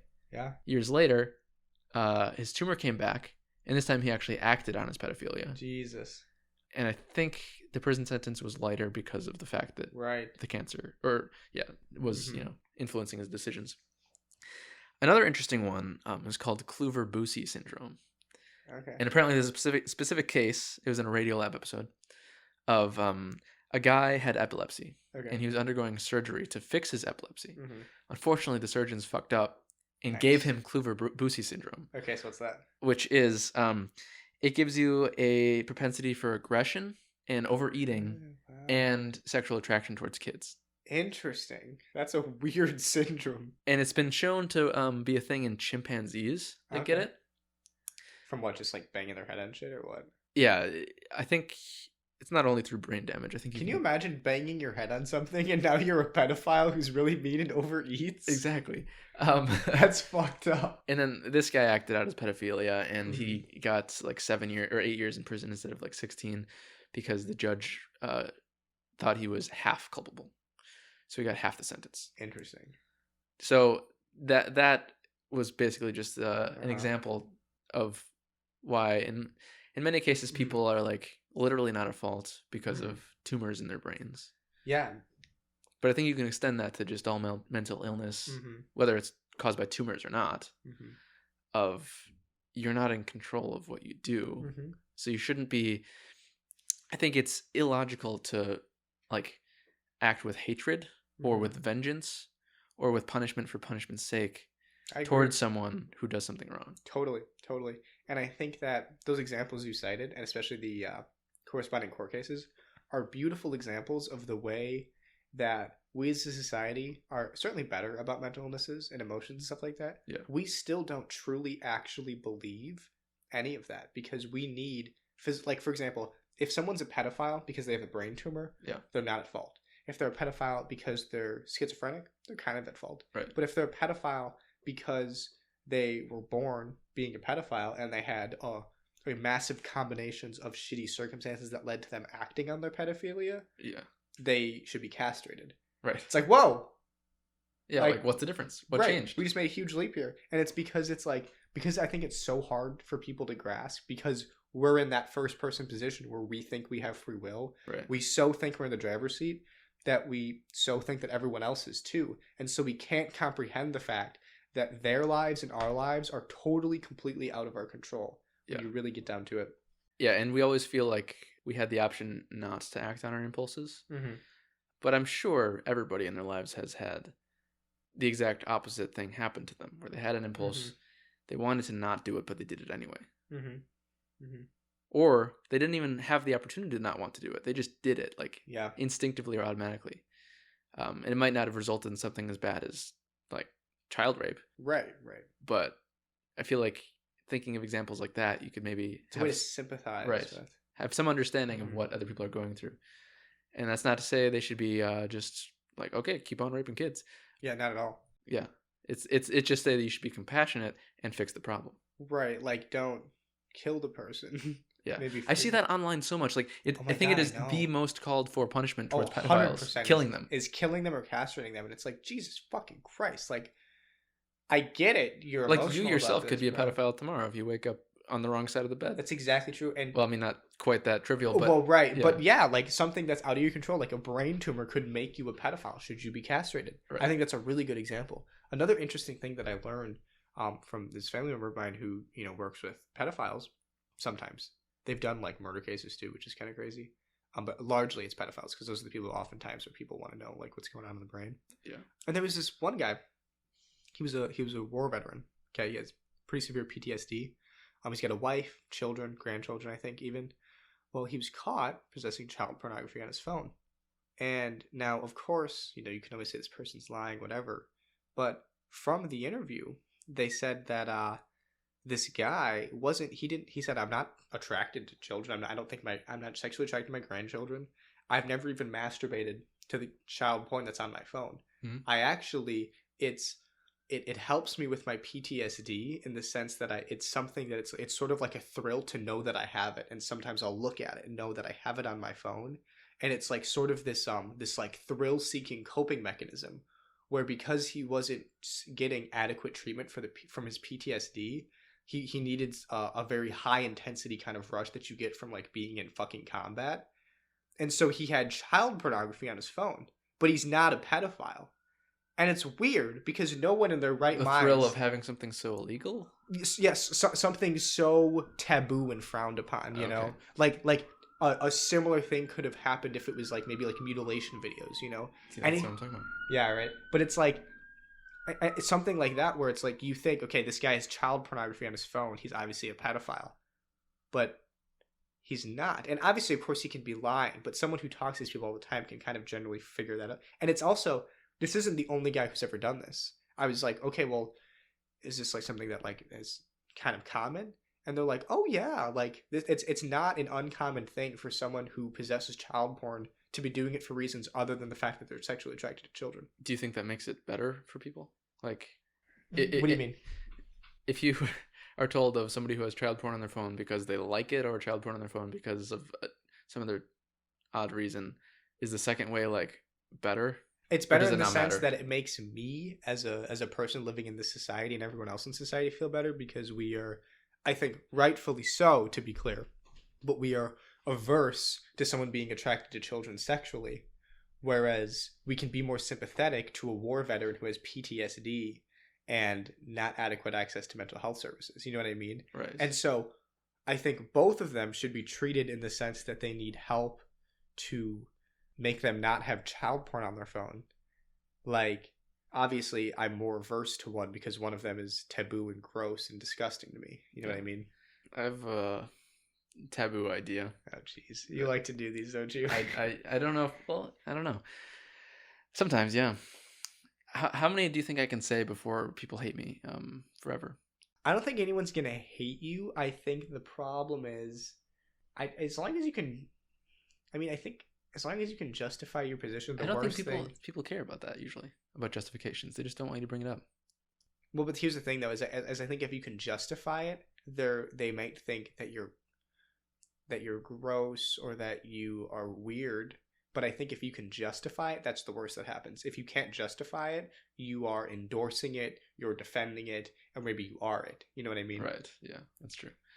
Well, I'll say it, and you can tell me 2 days from now if you think I should cut it out of this episode or not. Okay. Jesus. I'm scared. What do you think about this idea? So obviously, given two situations, I think one is purely worse. You have choose. Okay, Jesus Christ, these are bad. You have a pedophile who has child porn on their phone, and they got that child porn freshly. For instance, somebody produced that child porn from kids who are around today. Or option 2, you have a pedophile who has child porn on their phone, but that is like recycled child porn, already existing. So it's like thrifting your child porn versus buying it new. Sure, yeah. That's basically what it is, because it's like the same vegan thing. Is it's like, are you going to buy leather or are you going to buy thrift store leather? Right. Yeah. You're not producing anymore. Interesting. So given the fact that I would think all people would probably be in favor of the stuff that already exists, like there are no new children in this scenario getting horribly mistreated. Sure. That's better. So then logically extending from that, would it not be better? Well, I'm not accepting that premise, but I'll follow you. You don't? No. You don't think it's better to have recycled child porn than fresh child porn? I think it is better, but not.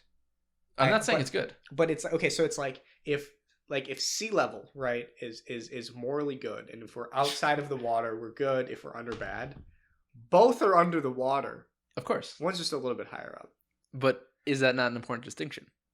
Given the choice between two bad things, wouldn't you choose the less bad thing? No, because I would just say that they're both fucking bad, and I don't want either of them. I mean, but where are you taking this? Because the way I look at it, I feel like it will work far less well if you don't accept the premise. Well, just give me the whole spiel, because I maybe accept it, but I need to know what your outcomes are here. Okay, well, so just give me the whole thing. To fully explain, I think it would be clearly better, because in one circumstance, children are getting raped, and then they're getting recorded. Right. In the other circumstance, these children have long ago been raped. Right. The damage has already been done. Right. And now the footage of that is recirculating. Sure. And to be clear too, because I don't want to be insensitive to anyone who's like experienced this. Like, of course, there is still also the issue. Like, it's not just like, oh, they've been raped and it's done, cut and dry. Like, there is the issue of this person is still experiencing trauma today from it. Of course, their entire life is fucked up. And also the knowledge that someone is like now utilizing, so to speak, a video of a traumatic, life-altering experience. I understand that. That is bad. However, it is also obviously worse for it to happen to new people. Yes. So anyways, I just wanted to have that caveat. I do wonder, as just a thought, of how many people would actually know that there is porn of them being distributed, you know? Well, right. But anyway, yeah, they're definitely fucked up for life.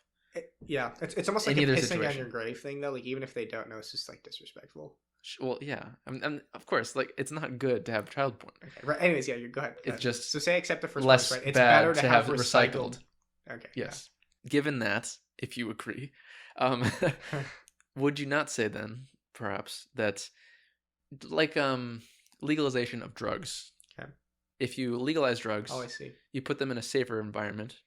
You make sure the people who are doing them, who will be doing them whether they're legal or not, aren't going to like die from mixing it in with rat poison or fentanyl or whatever it is. So it's like it's supervised, regulated. You could regulate child porn. Exactly what we're going. Yep. So there's a child porn database that exists. Right. Well, even better yet, you didn't even have to have real child porn. You could just do child porn hentai. I think it's called lolly. Yes. I'm surprised you know. I went to high school with some weird motherfuckers. Okay. I mean, actually, that I think might be the practical future of dealing with pedophiles. Because there'll always be more pedophiles. Is procedurally generated or not real people child porn. But but it looks like real people. Like deep faking. Right. No, I totally understand that is a morally preferable.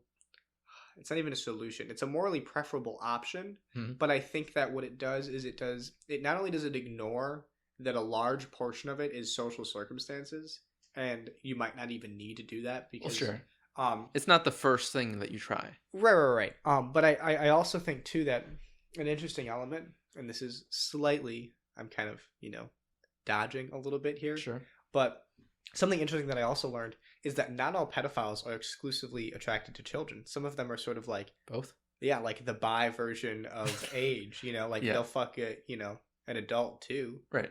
And age doesn't matter. Right. And so like there's a very small percentage of pedophiles are exclusively attracted to children, and an even smaller percentage of those are attracted to children and everything else in life is fine. And it's like, so say for the worst offenders, like the schizophrenic because this is the other thing I learned too also, and I'm kind of doing a lot of shoots here, but apparently by the time most pedophiles get out of prison or are scheduled, they're around 50 or 60, which is also around the time that men's sex drives go way down. That seems like a big factor in the recidivism. It is. And so it's incredibly rare for someone who's 60 years old who's a pedophile to get out and to reoffend. Yeah. Especially if they also have the pro-social stuff, you know? And so the ones who are the ones who might have like something coupled with it, like schizophrenia or bipolar disorder, Yeah. where it's like they're almost not even doing it for the sexual pleasure of it, but for some other like more deep-rooted like psychological issues. And those are the people that are supposed to be committed to institutions. And so it's like, it doesn't even, like, we don't need to have these lolly databases for, because you can just commit them to mental institutions. And well, I guess I don't know, because it's like at the same time you could also just have them function in society, but also it's like to commit them to mental institutions, you would first need to know that they are pedophiles, and I imagine people aren't offering that information about themselves willingly. You'd be surprised. But also, but here's the thing. I'm sure people would, because they want to get help or whatever. The people, but not everyone. I guess the point that I'm trying to make is the people who just are pedophiles and nothing else, their life is good otherwise, don't need the kiddie porn data banks, because they can just live fulfilling lives otherwise. And the people who do need that, because they are like aren't gonna be satisfied with it. Yeah, they're not gonna be satisfied because they're also schizophrenic or bipolar, and so they have other issues that are just gonna cause them to be, you know, a hazard to society anyways. Right. And so they should probably just be in an institution anyways. You know what I mean? Yeah, I could see that. Basically, the argument was that if qualified on the fact that if you can actually prevent people from creating new child porn by giving them existing child porn, wouldn't it be better to do that? It would. I just don't think that of course the best outcome is to literally just fix people's brains so that you can recognize someone as a pedophile and adjust their neurochemistry, and now they're not. So my short answer is that it is a preferable solution, but it is a silly solution given that we know that there are better ways to deal with it. To me it seems like having a rehab center where you give people heroin in a safe environment if they're heroin addicts. You know, you're like, we have it, it's free, we're going to administer it to you in the hope that you're not going to kill yourself, you're not going to be spending your money, you're not going to be like, we're going to work you away from this bad habit in a safe environment, that kind of thing. Yeah, but I don't think that's quite how pedophilia works. It's not like a drug. It's not like you're addicted to it. It's that, like, it's like, I mean, because that almost seems like it's at that point, it's almost like a gay re-education camp, right? Where you think you can bang someone's sexuality out of them. Well, I guess that wasn't a good analogy, because I wasn't saying that you're going to make them, by giving them pictures, not into a pedophile anymore. You're just going to have them get the urge out of them? I mean, yeah, you're gonna fulfill their urge in a way that doesn't harm any more people. Yeah. It just harms many people's sense of like. But I don't even disgust. know. I don't even know if that would actually work or be effective. I don't know either. Because like, yeah, what if it's like the same thing where it's like serial killers when they're young just kill animals and then they upgrade? So it's like, wouldn't that just make them more likely to be like, man, I really want to do this in real life. Like I have to do it for real, you know? I mean, yeah, there's the chance of that backfiring. And so I just feel like there are too many ifs that I don't know. I don't like it as a solution. Personally. Fair enough. I mean, I'm not attached to it.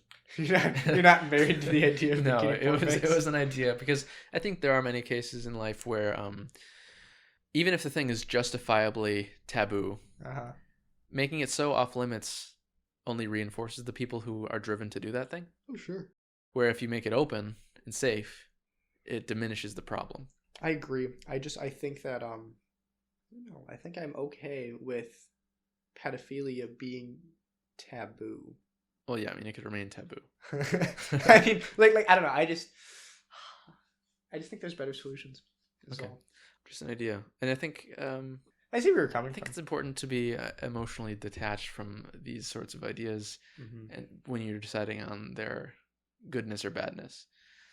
Yeah, at least to some degree. Maybe not completely emotionally attached, because then you can't even tell what's good or bad. Yeah, I think one of the issues that I have to remind myself, and I think maybe both of us would benefit from this too, is just like also like knowing if certain discussions need to be had. This is like a lesson that I've learned from my partner, that like, well, technically, yeah, like you can think about it and come to a logical conclusion on a weird hypothetical like the one you just brought up, but it's like fuck the taboo, right? Like I don't care what like society thinks, but more that like I just think that there are certain conversations that are not I just think that people can be so like emotionally like disgusted or taken aback by like having a certain hypothetical discussion Yes. that seems to have no practical implications. And so I guess it's like, I guess maybe that's the point I'm trying to make, because I'm kind of like speaking or thinking out loud right now. But I think the point I'm trying to make is that when we have conversations like this, I think we have to stay aware and be clear about the practical application. Sure. Because otherwise it just sounds like we're trying to find a way to justify bad shit. I could see that. And obviously I know that we're not trying to do that, but other people certainly could take it that way. And I think that's a problem. I have a few things, though. Is like, one, I think this actually is practical. That like there is a continuous problem of pedophiles existing. And how do you deal with that? This is one option. Yeah. Turns out it could be a bad option. But somebody has to think about it. Right. No, or else you're just going to... like, if you don't think about it at all, you're basically just letting pedophiles continue to do their thing. And then after the fact, you're throwing them in jail for their thing. You'd rather prevent them in the first place from raping your kids. Yeah. Secondly, though, if people are upset by a conversation, should you relent to that, or should you have the conversation anyway? I think you should still have the conversation, but I think you should be aware of the way that the conversation is affecting them. And I think the awareness is good. Right. And acknowledge and try to be sensitive to that and understand, you know, what the line is. You know, like, obviously I'm not gonna censor myself or my thoughts, but I guess it's hard to articulate, but I just think that it's important to like understand what it is that you're talking about and like everything involved. I don't know if that doesn't make much sense, but and I think you mounted a pretty good defense for this particular conversation. And I think you're right. What the specific conversation that was in reference, and I think Adrian probably agrees with this take, was when she was here and we were talking about rape. Yes, because the problem with that conversation was we were talking about the abstract idea of, like, I think it was like objective morality or something like that. I think it was the thing though is it would still, we could have switched out rape for a different horrible act that people aren't as emotionally attached to. And yeah, but the problem is it's like, you know, I'm gonna cut this because I cut that from the podcasts, so the audience won't know what we're referring to. But whatever. But yeah, the problem is what? Well, so it's just that the problem is that it's like, it very much seems like it's like we're trying to find a niche circumstance where rape would be because you were asking me, Wade had asked me if there is an action that is always bad. Oh, you're telling the audience right now. Yes, and maybe you can cut this too, right? Sure, we'll but see. It's just what we're referencing, and we might even cut this whole segment, right? Maybe. But what we're referencing is you had asked me if there was an action that is always bad, and I was like, I don't know, probably rape. You're violating someone's bodily autonomy, right? And you brought up the example. It's like, okay, say you're in like this dungeon and there's this evil overlord or whatever. I'm sure Adrian really appreciates that we're having this conversation a second time. I know. I'll try to be brief and like more sensitive. Because it's a serious topic. But I'm trying to describe the problem with the conversation. Right. The problem with the conversation was the fact that it is a hypothetical that is never going to occur. And so it's like, why are we trying to find a niche circumstance where rape is justifiable? I think it's for the principle of the fact that it doesn't have to be rape. It can be whatever you want. It could be stabbing someone in the kidney. Right, that there's not an action that's always bad. Right. But what is the practical application of that? Well, it informs your ethics and your snap judgments of hearing a thing happened. Oh, it must be bad. You got to hear the details of the thing. Yeah, but in that particular instance, like I think the fact that we use rape as the example is problematic because it's like, when are you ever going to hear about a rape and be like, well, tell me more. Maybe it was justified, because that's just not the case. It's never justified. You know what I mean? Right. So. Yeah, I see what you're saying. Yeah, but so that's why I brought up the whole thing about being mindful of like what we're talking about, what the practical application of it is. Yeah. Because sometimes it's just silly. But I think in this case it's valid. So. Yeah, it might be people might find it harmful and distasteful.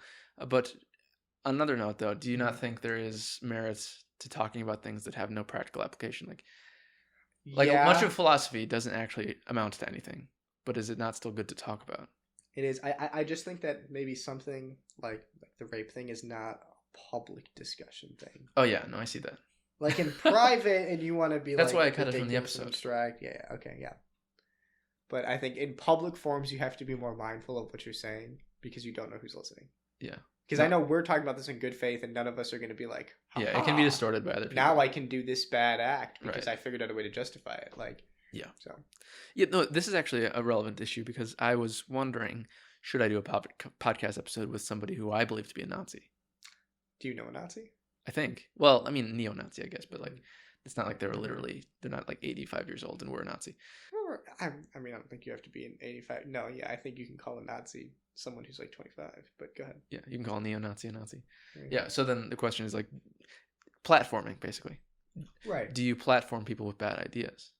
First off, and this is no offense, but I don't think you're platforming anyone. Wait. No, I agree. Like, But I mean, even to the extent that 3 people listen to this, right. that's still Like, you exposing don't those want- ideas to 3 people who might be offended by them. Or I think that if you are going to put someone on a platform who has ideas that you believe to be harmful, you have a responsibility as the host to be well equipped to dismantle those ideas and not let them, because you don't, because not let them seem valid. Yeah, because I think platforming a Nazi is when you have them on your podcast and you let them spew your ideas, and maybe you push back a little, but generally you let them speak in the name of free speech. Right. All you're doing is you're giving them a fucking soapbox to stand on. Yeah. But if you have a neo-Nazi on your podcast and you challenge them on their ideas and you try to expose some of the real fundamental flaws and you come prepared, Yeah. then I think that that's totally fine. I just think it's harmful to just like let them just say bullshit, because like we were saying before, people will believe anything. Yeah. Although against the platforming thing that I'm not platforming, I agree. Mm-hmm. It's not like I've got a massive listener base, Right. But there's always the possibility of putting anything on the internet that is the thing that explodes. You know, Right. What if I do a podcast with a Nazi and all of a sudden that episode gets 1 million views for who knows what reason? Right. Well, and I my point stands that I think as long as you don't let him just sit there and like monologue and Right. talk about like how Jews run the world and be like, oh, very interesting. Yeah. Then I think that you're not doing any harm to society. In fact, I think that you're doing good to society if you do a good job at attacking. But I think it's a big responsibility to take on. Yeah. And that even if you falter on one point, this sounds like such a coward move. But if there's a point where you're just like, damn, you might be right. Cut it from the episode? Either cut that from the episode or don't post the episode, bro. Because it's like, then you're just letting harmful ideas free float. And it's like, sure, like, it sounds like a coward move, right? Because you're like, you don't want to like admit defeat. Yeah. It's like, there's a difference between like arguing over like if Star Wars or Harry Potter is better and you falter on a point, so now the Harry Potter person might win, versus like this person made a point about like Jews running the world and you can't refute it, and so now someone's like, I don't know, dude, maybe Jews run the world. Like that has real harmful consequences, and that's why people shoot up synagogues. Yeah. Like, so there's real world like harm that comes from that. I think that's the difference. I think though, you can't really avoid that problem in conversations. I mean, public ones like podcasts, because I can't be prepared for everything you say, and you could just spew some bullshit that you made up at this second, and obviously I'm not going to have the rebuttal because you're literally just saying lies, but I don't know that they're lies. Like, you could claim that a study shows this or whatever. If like, I don't know, you're saying climate change doesn't exist. I mean, I think it's not unreasonable, especially if you're talking to someone like that, to just have a laptop there, and if they say something that's like, oh, this is a fact, or even on your phone, right? Like if they say the thing like Nazis love this one, like, did you know that black people make up, what is it, like 12%, or no, it's 1350. Yeah, so it's black people make up 13% of the population, yet are responsible for 50% of the violent crime. Explain that one. Like they love to pull that one to explain, or allegedly explain how black people are like violent and terrible or whatever. Right. And it's bullshit. And there's a lot of, I mean, first off, the statistic is overly broad. They're specifically focusing on murders, but also there's a whole other host of issues and reasons for why that may be, other than, oh, black people are just violent criminals, Yeah. And so it's like having your phone there to be able to do some quick research, I think is totally reasonable and effective, especially if they're just going to say some statistics. Because what if they lie? What if they're just like, they account for 80% of the crime?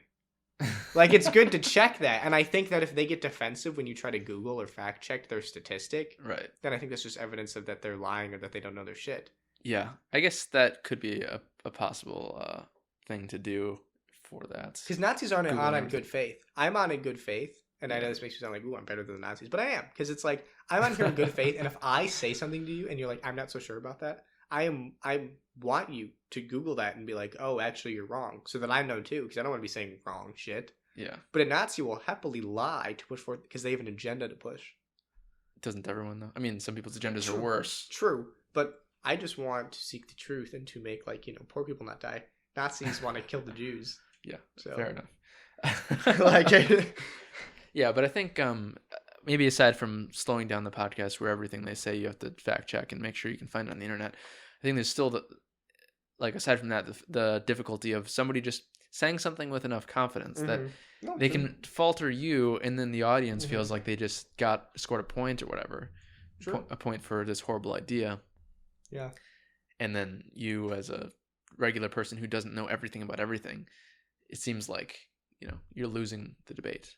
Sure.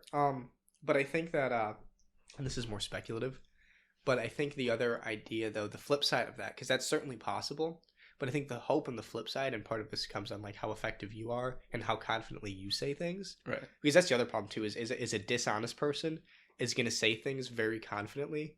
And if you, coming in good faith, say things more inquisitively, you're gonna come off as you're losing to an audience member. That is actually a really big problem because people who don't know what they're talking about are often confident, and people who do know what they're talking about are often like, well, this could be wrong, or like this is there's only a little bit Right. they're like so full of caveats. And so you have to know who you're talking to. Like when I'm talking to you, I'm perfectly happy to be like, yeah, I'm not really sure, but I think this is the case. Yeah. Whereas if you're arguing with someone who's in bad faith, you have to be just as confident, if not more confident, because others like they'll have the problem that you're describing. But then doesn't that ruin the conversation because both people are confidently wrong, or like it leads you to become. That's why you just don't be wrong, and that's why I'm saying that you have. That's why you have to talk to a Nazi and be prepared, right? Because the other thing is stuff the idea, ready. right? Obviously, this isn't the case of like you and this Nazi you might know who probably has like no followers, Right. But if this is like a prominent far right online figure, and you kick their ass in a debate, yeah, there might be some Nazis who are like, damn, dude, I don't know, maybe they're wrong,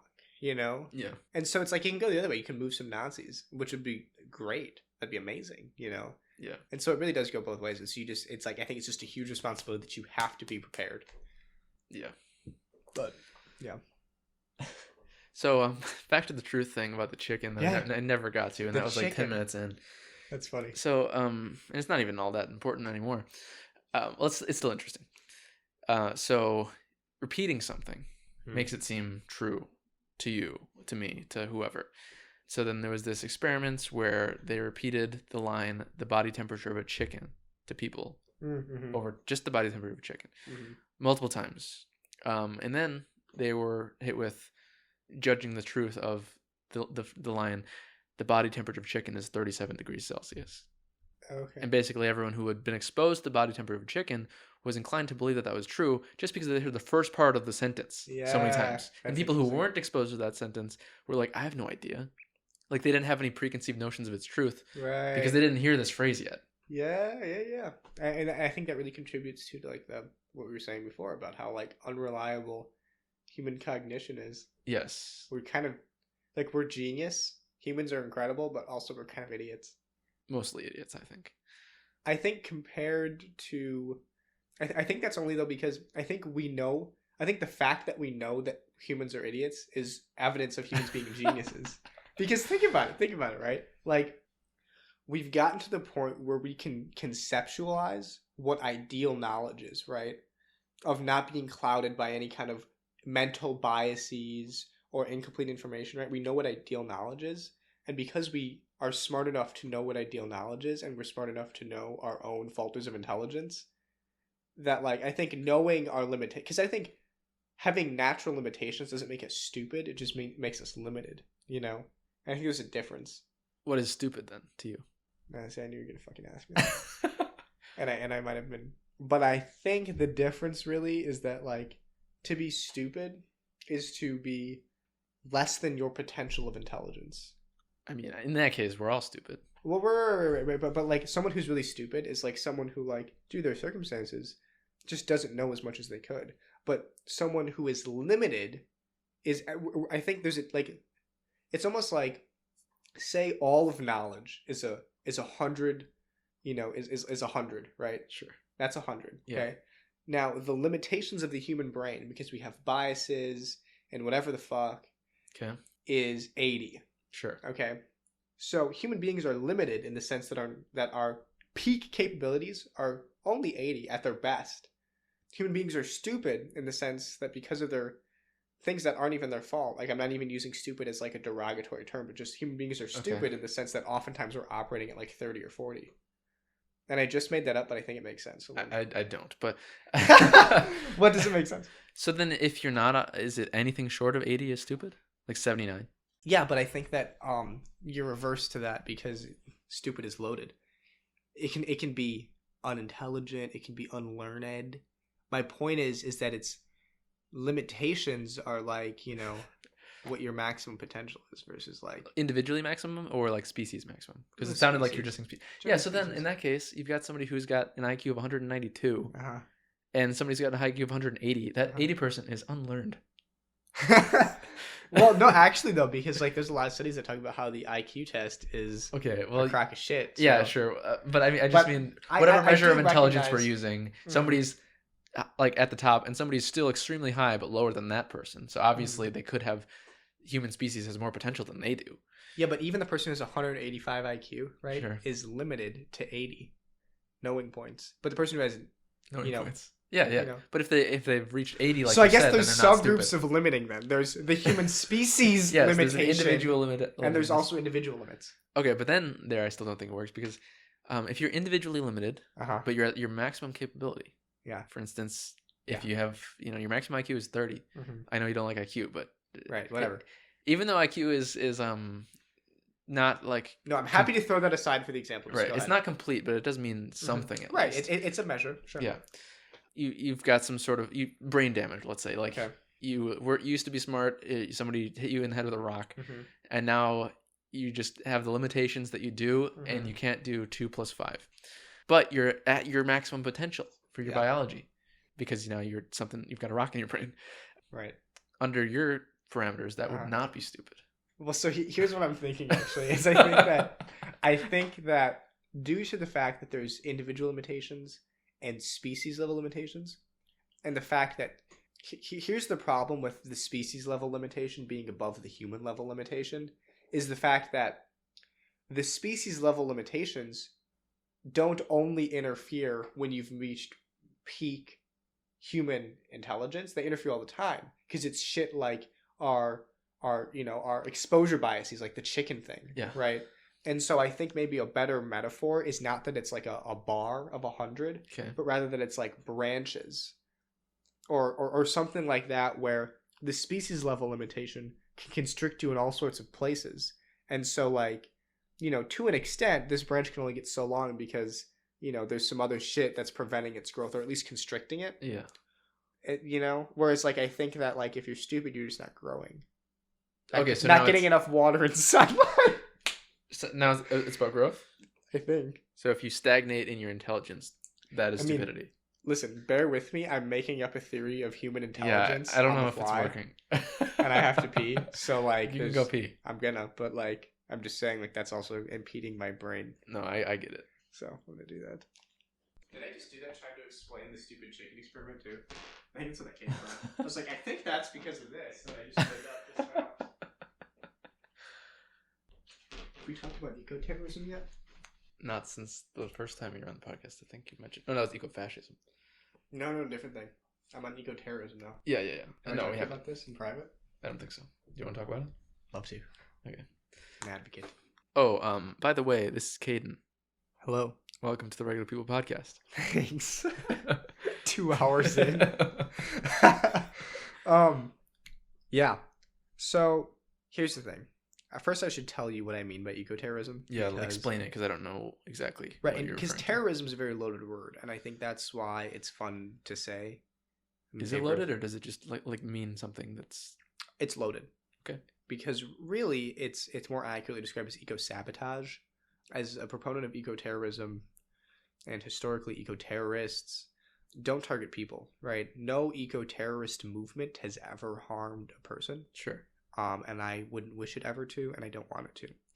Eco-terrorism really is more about sabotage, and it's about sabotaging the equipment or vandalizing the headquarters of environmentally destructive companies, right? Yeah. So occupying, say coal mining operations, messing up the cranes, smashing the windows of, say, Chase Bank, because fuck Chase Bank, like maybe they're investing in lots of vlogging companies and stuff like that. Property destruction, right?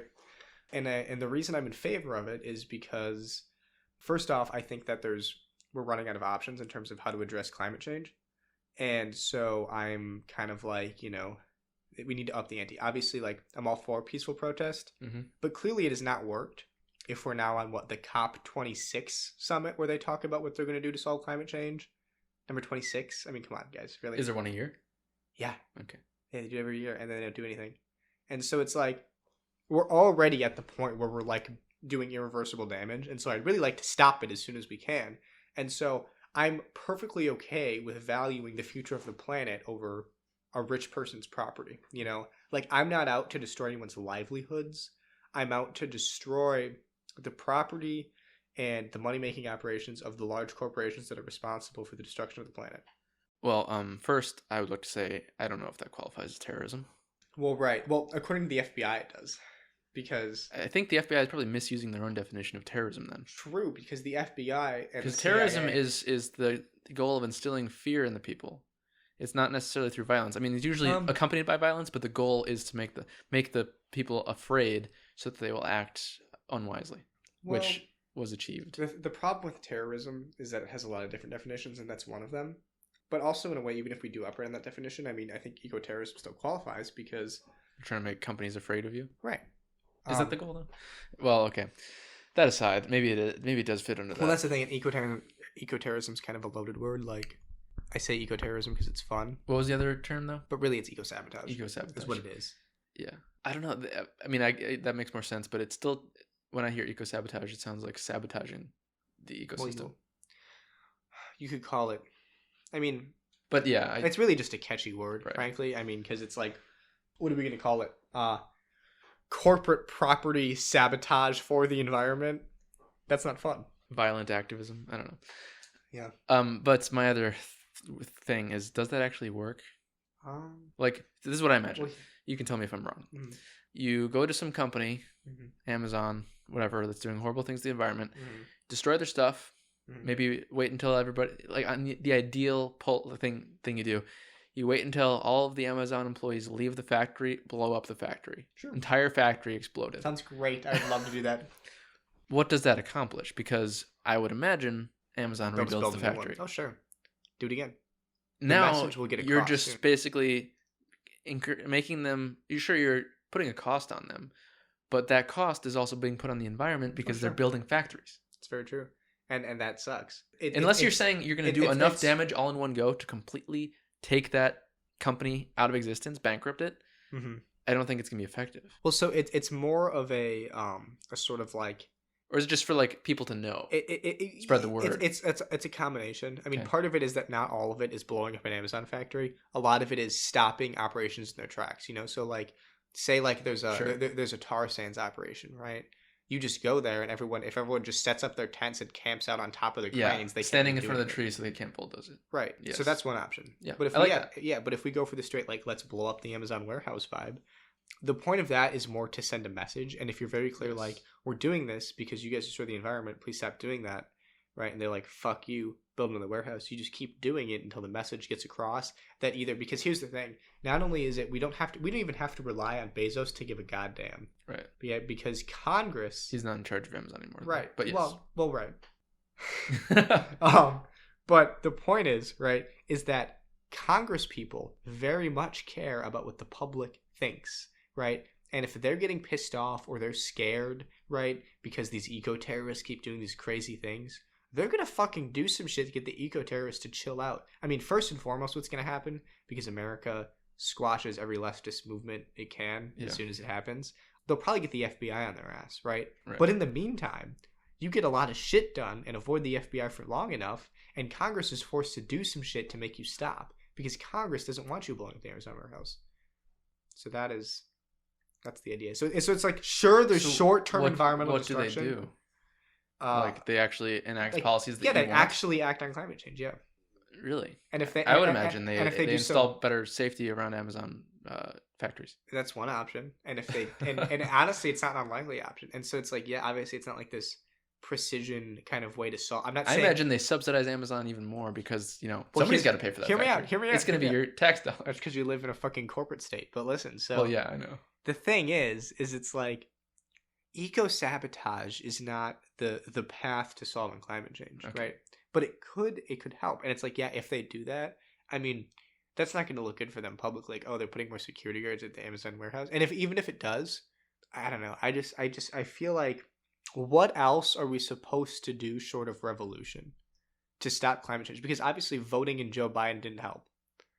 What has he done? What has he done for climate change? All he did was undo the shit that Trump undid. So we're just back to where we started in 2016. Whoop-de-doo. Not that I'm a great Joe Biden advocate. I voted for him because he was better than Trump. Oh, yeah, same. I don't think you can expect much of a president when they're within their first year in office. Well, but explain to me why he's opening up he's literally been selling new offshore drilling sites. It's not that he's stagnating and not doing anything. He's literally doing more fossil fuel operations. So I just am so fed up and like over the moon, blown away at the incompetence and carelessness. Yeah, fair enough. I mean, the Democratic Party fumbled the fucking bag on this one. My other question, though, with the eco-sabotage is, do you think that actually is a good PR move for the movement? As long as you don't kill anybody, yeah, sure. Well, I mean, just for any movement. It doesn't have to be eco-sabotage. It could be whatever. Do you think... I don't think violent is the right word because you're not hurting people, but blowing up stuff or destructive activities. Sure. Do you think that makes more people sympathetic towards the cause, or does it make people say, "Oh, those people are crazy"? Well, so here's an interesting point. So I recently read a book. This is another book we can recommend at the end of the podcast. It's called "How to Blow Up a Pipeline."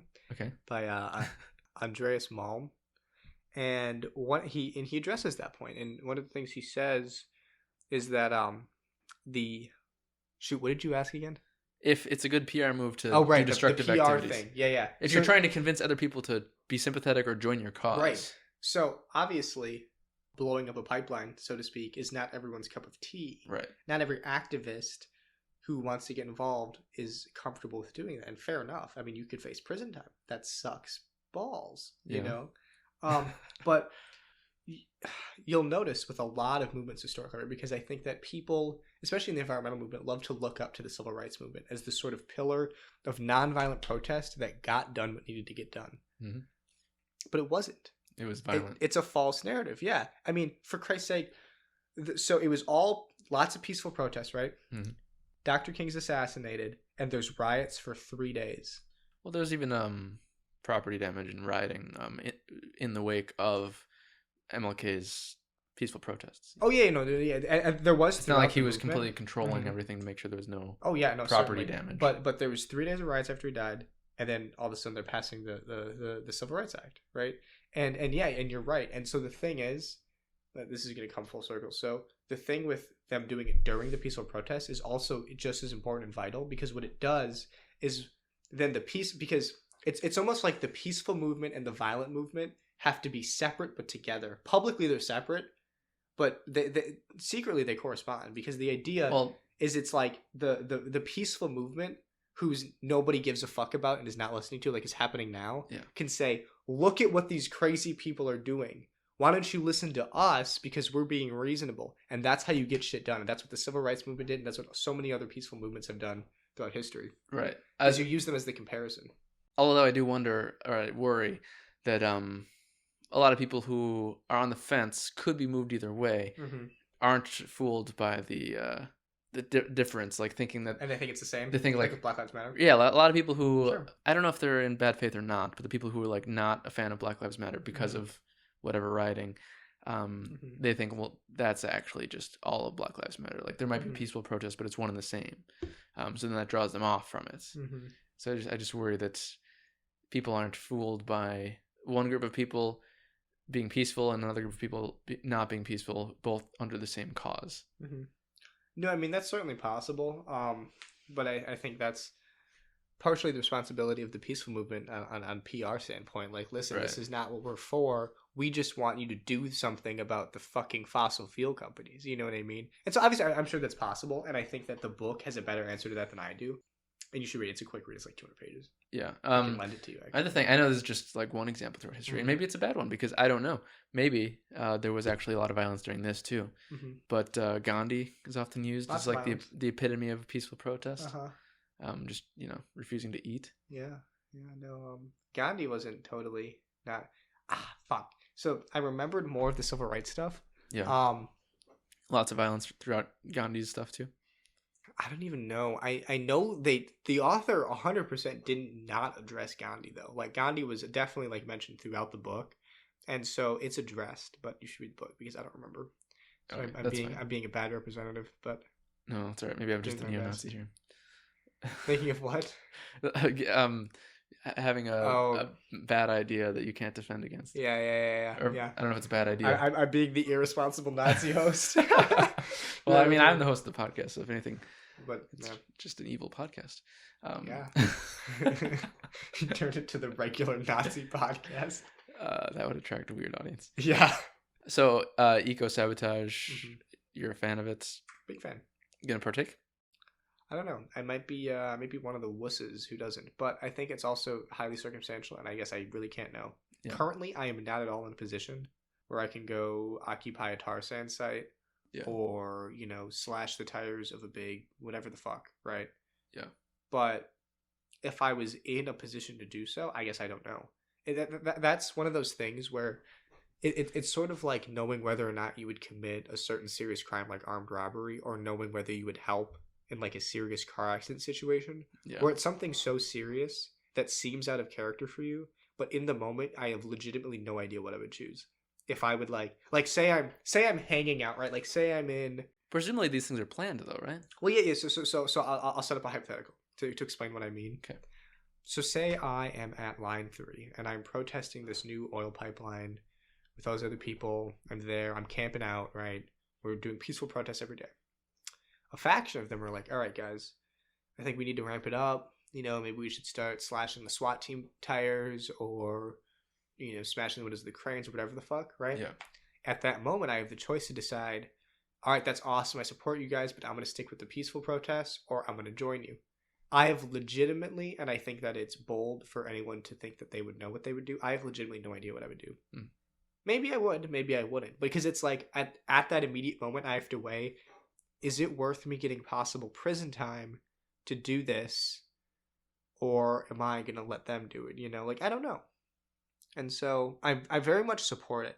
And I, if and when I am financially able, I will happily support bail funds for those kinds of people and any kind of legal support that they need in any way that I can, especially if I'm not partaking myself. Because if I'm not taking the risks to my freedom like they are, they at the very least deserve my utmost respect and support when I can give it.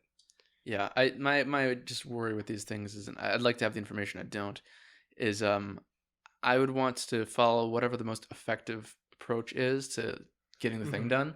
And if it turns out, which I think in some cases it probably does, where the violent protest, even if it's just violence against property or whatever, is actually counteracting what the peaceful protests are doing rather than bolstering it.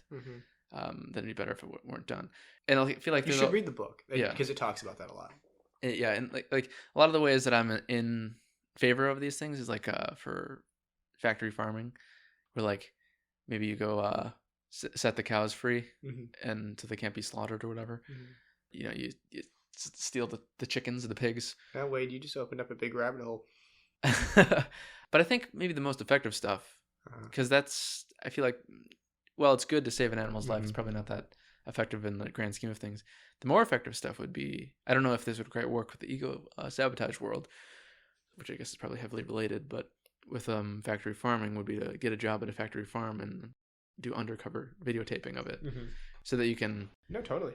Like spreading information rather than trying to directly sabotage some company's bottom line. Well, and that's really the point of the book of how to blow up a pipeline. It's not that violent protest is the only way and we all need to go light, BP on fucking fire. Right. It's that violent protest should not be thrown away and discarded as the unforgivable form of protest that we can never do. They're all important parts of the movement. We need the undercover, we need the peaceful protest, and we need the violent protest. They're all part of kind of a system that help cultivate the sort of public awareness and sense of urgency that we need to actually like get action done. Okay. So that's really what the book's about. I could buy that. Yeah. Quick question though. Yeah. When you're freeing these cows, are you taking them home or are you just freeing them into the field? Well, in my opinion, it's better for them to die getting hit by trucks on the side of the road than for them to get slaughtered in a... What if they get eaten alive by 3 wolves, though? That's actually even better Really? than them getting hit by a car. No. What I'm saying is, okay. Or them so getting what slaughtered. I'm asking is, you said you would just let these cows out. Yes. Now I, as a vegan myself, Sure. obviously I'm a big fan. Like, stop killing the cows, bro. But would I rather them, say, spend another week in this cramped quarters and then get strung upside down and have their necks cut open? Right. Or would they wander around at night for a few hours and then a pack of wolves comes and starts to eat them alive piece by piece? Like, that sounds like it sucks. I'd rather... Or they have the wolves, I starve think. to death. Really, why? Is Well, it sort of like a natural phenomenon versus humans are inflicting it one way? I feel like it's less wasteful. Humans Okay, don't need to be fair. eating these cows. Mm-hmm. Wolves probably could use the cows. Interesting. Well, so let me counter you. I'm gonna sound like such a carnist now. Sure. So when a wolf eats the cow, what are they doing? They're gonna tear it apart. They're gonna eat all the meat, leave the bones, maybe they'll eat the organs. Mhm. Humans, we eat the organs. Okay. We use the bones for gelatin, Yes. and we use the skin for leather. Yeah. Sounds like we're using the whole fucking cow, if you ask me. The whole cow is getting used no matter what. Right. Because the wolves eat whatever, leave it for the birds to eat whatever, True. leave it for the maggots to eat whatever, And leave then it for the rest ground. of it goes to the earth. Yeah. True facts. True facts. It's just like which needs it more, the environment or the humans? I don't think the humans need it. No, I think you make a good point. Also, I agree. I think you're right, and it is better for the wolves to eat them. Also, because the wolves don't need to drive it in a semi across the country to sell it. Yeah. With a fossil fuel semi Sure, in a there's- grocery store that needs air conditioning. The environmental damage is done Mhm. once you let those wolves or those cows free. Totally. It'll continue if you don't. That's actually a good point, and I think you're right. I mean, of course, I think the best outcome is me to take the cow home. Right. But I don't have room when in it's my- between the two deaths, I think you're totally right that the wild death is better. Yeah. Yeah, good point. Did you want to get into the gender thing, or is that too big of a topic that we shouldn't only do that for a limited amount of time? I mean, it could serve to replace the kiddie porn section. If that ends up getting cut. Well, we can just talk about it, and if we need to cut it short, that's fine. okay. What time are we at right now? Now we're at 2.5 hours. So I think that I'm right on this, and Okay. I think that you'll agree with me once you understand what I'm saying. sure. And so this could be short. If 10 minutes go by and we seem to be arguing over something stupid, we can stop. Okay. All right. I am of the belief that as a long-term societal goal, I'm not decreeing this tomorrow, but as a Sure. long-term societal goal, it would be beneficial for gender to be abolished. Not in the sense that it is banned, but in the sense that it dissolves. It's no longer used. It's not relevant. It doesn't matter. Why? So, gender is a social construct, and from what I understand, and now I think this is generally where when I bring this up, we have long conversations and people disagree with me on, I understand gender to consist of gender roles. Gender is really nothing beyond gender roles. And I mean gender roles not in the sense of just actions that you do, but inflections in your voice, colors, whatever the fuck. It's a gender role, right? Okay. And so if gender is a social construct and consists of gender roles, I think that it is silly. Is that all it consists of? I think so. I mean, if you can make a case for something that isn't a gender role that makes gender, then... Well, yeah. I mean, one of the things I just wanted to ask your definition of gender. Yeah, but- my definition of gender is just the expression of gender roles, right? Okay. But it's like, I just feel like it would be a less oppressive society. Like, we can have sex. I understand there's medical needs and uses for being able to distinguish what kind of parts and hormones might be in a person. Mhm. But I think it should also be very clear that there are a lot of intersex people and different types of intersex. So there are more than two sexes. But that aside, gender, all it does is it gives people boxes to choose to ascribe to certain roles. And I know that obviously when, like, me, myself, I identify as a man.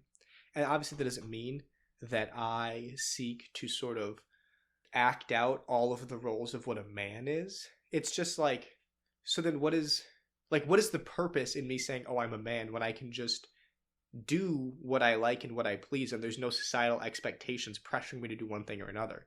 Like, for example, I don't wear dresses. Mhm. And now this gets into a whole rabbit hole of authentic desires that we don't really have to address because that would be like an hour, Yeah. But I don't know if I don't want to wear a dress because I genuinely, quote unquote, don't think I would look good in it, or because I'm socialized to think that men don't look good in dresses. Like, because I mean, think about it. Especially in our society, in our culture of like what we view as beauty standards. If I was a woman and I got rid of some of this hair on my legs, etc., Mhm. I would have basically a supermodel body. I'm 6 feet. I'm super slender. Like, I got dirty blonde hair. I look good. Why am I not wearing a dress? I should be on the runway. But I don't because I'm a man, probably, and I'm socialized. Probably. Right. And so the point is it's like, it would be great if as a society, people just kind of did what they wanted, and there was no like, oh, that's a girl thing, that's a guy thing. It's just how you present yourself and how you view yourself. Like, I guess my point by saying I would like to abolish gender, quote unquote, is just that I don't see the use of it. It just seems oppressive because then it gives people, because it's like, sure, I don't ascribe to all male gender norms, but there's a social pressure for me to do so. If I show up to Emma's grandma's Thanksgiving and I'm wearing a woman's sweater, she's going to comment on it. She's going to think ill of me. Why? That's silly. What the fuck is a women's sweater? It's a sweater. You know what I mean? I mean, there can be a slight difference. Well, no, sure. No, there are legitimate differences in a woman's sweater that make it a quote-unquote woman's sweater. Right? But aside from the fact that maybe some of them might be built with slightly stretchier chest areas, like, there's no utility value in saying something's a woman's sweater just because it's cut to fit a little bit more tightly. And I understand that obviously no one's going to shoot me probably for wearing a woman's sweater, but I just think that it's silly to have these social pressures. What's the point? Yeah, I think you could do without the social pressures, but you could keep the gender.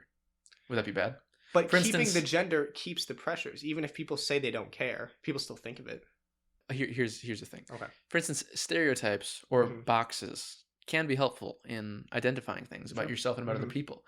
And let's say you could get to a point in society, however you do it, where gender is viewed the same way as extroversion or introversion. You're not judged really for being an introvert. It's just something about yourself that you've recognized and you call yourself that. Would it be okay in your mind if we had gender in that form where it's like, this is a collection of ideas and roles that I will act out or I think that I fit into, but there's no judgment or feeling of needing to be. Like it's like I'm femme. I like it's like, because some people can be totally ambivalent, right? And so you would describe, or not ambivalent, ambiguous, right, how they present. And so you'd say, hey, that person over there, and you just simply wouldn't be able to describe them as being femme presenting or masculine presenting, right? But if someone is, like, in this post-gender society, shows up with the beard and the work boots and the Carhartt, you can say, oh, that super masculine person over there. Now, that seems to be a reasonable solution in my mind. Now, I do recognize that there's that question of, like, so you're just calling man and woman something else, And I hear that criticism, but it's like, I think it's still different though, because it's a description, not an identity. And I think that's the problem, is with identity comes expectations. With description, it's just how you're seeing someone, Like, you can say, oh, the person with strawberry blonde hair over there, and they're like, it's not strawberry blonde, it's ginger. It's like, it doesn't fucking matter. That's what I'm describing. But there's no values or expectations around that. This is one of the ways, I don't know if this will make sense to me or to you, but it's just a thought that came to my mind. This is one of the ways where I see political views as a circle, where I think you've gone so far left that you've become right. Interesting. Tell me how. Because I feel like this conflicts with everything that people on the left want out of gender identity. Like? Well, if you abolish gender, then the idea of being transgender is completely illegitimate. It's not illegitimate. Because what are you... It's no longer necessary. Okay. Because I think, and now, this is where I want to tread lightly, because I don't want to speak for any trans person. I myself am not trans, and so I don't have this experience. And I've been told by other trans people that for them, their gender identity is more than the gender roles that they present as, and that there's a gut feeling. But, and I'm not trying to invalidate anything they're saying or their experiences, but to me, while I can respect that answer, it doesn't quite satisfy me, because in a sense, that just feels like it's still in some way social, conditioned. Right, attitude. Right. There's still like an ego kind of sense there. But that aside, right, generally speaking, because say that is still like, okay, let me explain the full transgender thing, right? Is basically in a post-gender society, people who are transgender because they suffer from gender dysphoria, right? Where they feel they live in a society or where because of the gender that they were assigned at birth, they, they feel bad or upset about themselves, or they don't feel right in their skin and they feel the need to transition, but no longer happen because the expectations are gone. No one needs to transition because they can just present how they want to from day one. Okay. Everyone's born non-binary basically. But now the part about the whole, well, I feel something fundamentally in me makes me feel trans. Okay, maybe I'm wrong. Maybe I'm being an asshole by trying to delegitimize that thought. And so if that is totally still exists in this post-gender society, fine. But then there's be less trans people. Well, and I'm not trying to exterminate the trans people. I'm just saying I don't think it would be necessary. Okay, so what it sounds like is you're not really trying to aim for the abolishment of gender just for the abolishment of gender necessity. Right. Like if you want to say I'm a man, like it might kind of sound kind of old fashioned, but sure, man, whatever. I don't give a fuck. Okay, this is the deeper, maybe less of a criticism, more of just a question for you. Do you think there's nothing about gender that is biologically informed? Because people say gender is a social construct, and in many ways I agree with them. I don't know if in every way I agree with them. I guess so. Here's the thing. I think gender definitionally is not biologically informed. It is a social construct, but in the sense that biological characteristics of someone who is born female can influence the way that they present gender identity wise is certainly true. But I think that's more of a coincidence of association, where okay, so say women have, and now this is something some conservative told me once, and so it might be true, it might not be. Isn't that a nice caveat? But he was telling me, and this might be true, but I just I don't want to say anything too boldly, that this sounds so sexist. This is the third caveat. Just say it. Okay, so basically, women's hormones make them more compassionate and more caring and more quote unquote motherly and loving, right? Okay. And so say that's true, right? That doesn't mean that there is a biological element to gender. It just means that because people who are born and we assign women at birth do that, we associate that with the female gender category.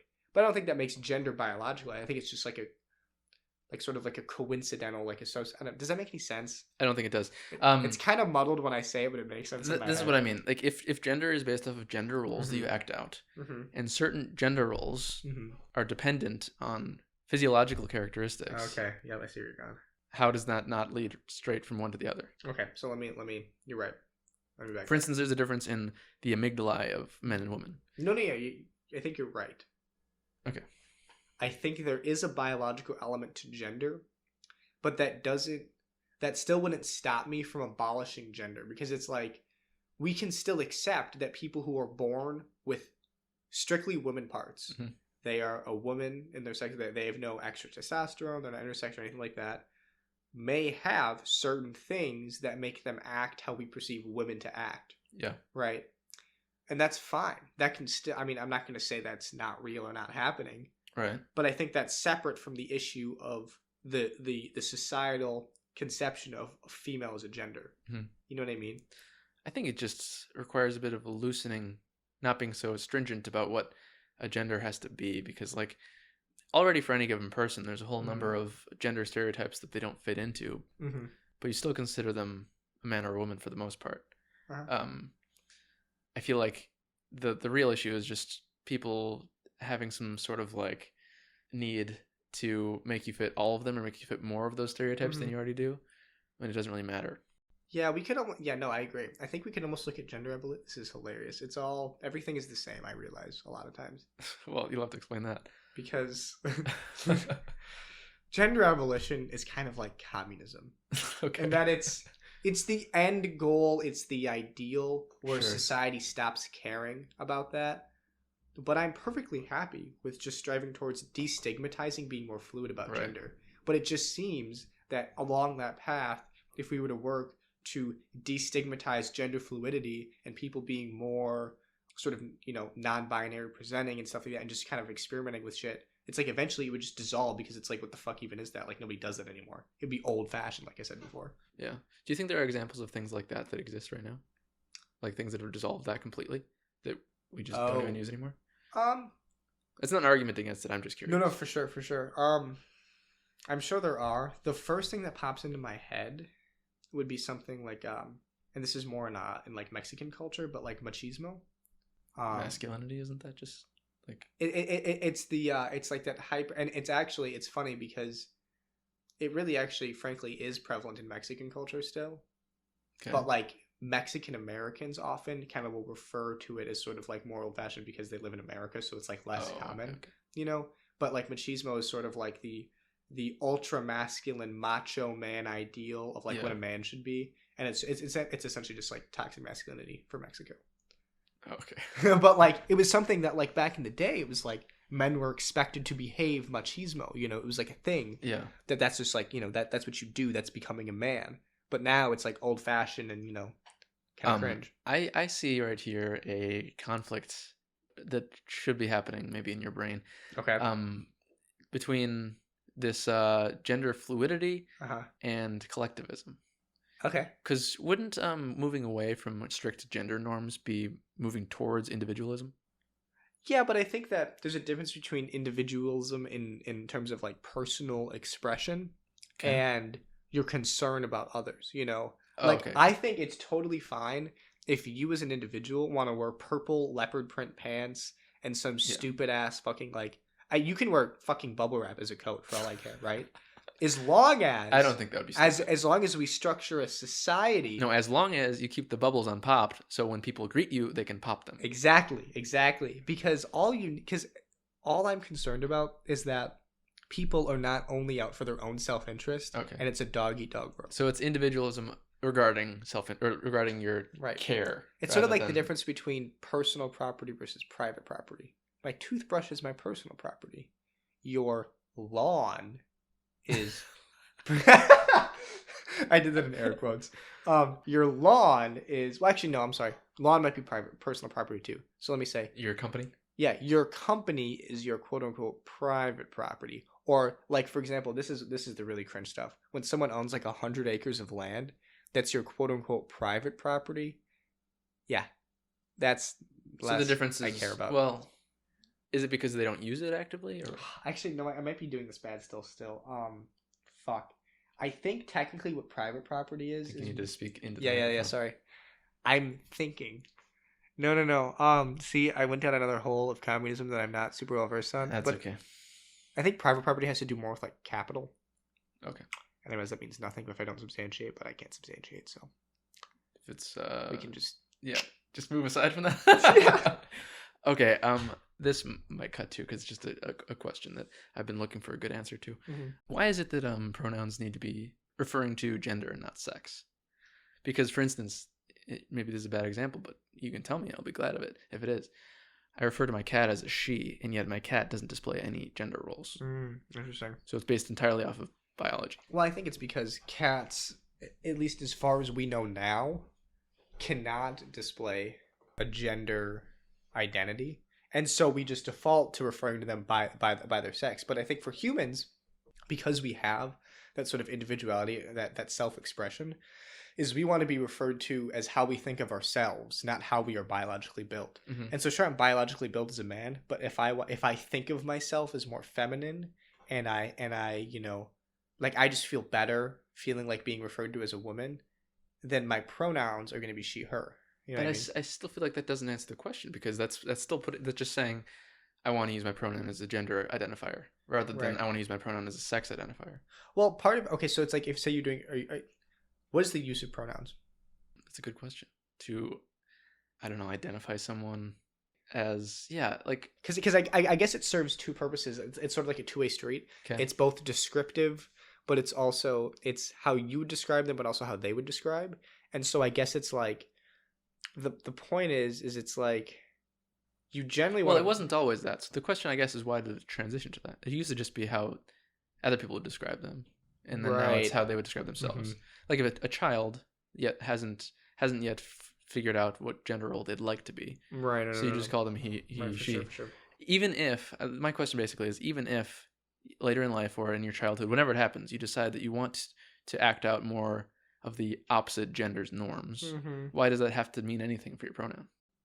I think I get that it does, No, and I'll I'm use people's not. pronouns, but I just don't know why. No, for sure. And I'm not like max level queer theory here, so I'm spitballing. Sure. But this Have you is my taken any best. gender studies classes or anything like that? Not yet. It's Okay. on the agenda. I haven't either. So But so here's two people who don't know anything exactly talking about it. Yeah, two straight white men talking Yeah, about I'm sure it. that helps. Classic moment. But so my answer, my guess, is I think it has to do with the fact that there is a history of sort of like oppression Okay. or trauma related to the fact that someone their whole life has been referred to as something that they genuinely within themselves do not feel to be them. And so when they finally have the freedom or clarity to know that this is not me, it's not even that like, you know, because it's like, sure, even if they still present masculine, but they identify as feminine, for you descriptively, you want to refer to them as he because you're describing.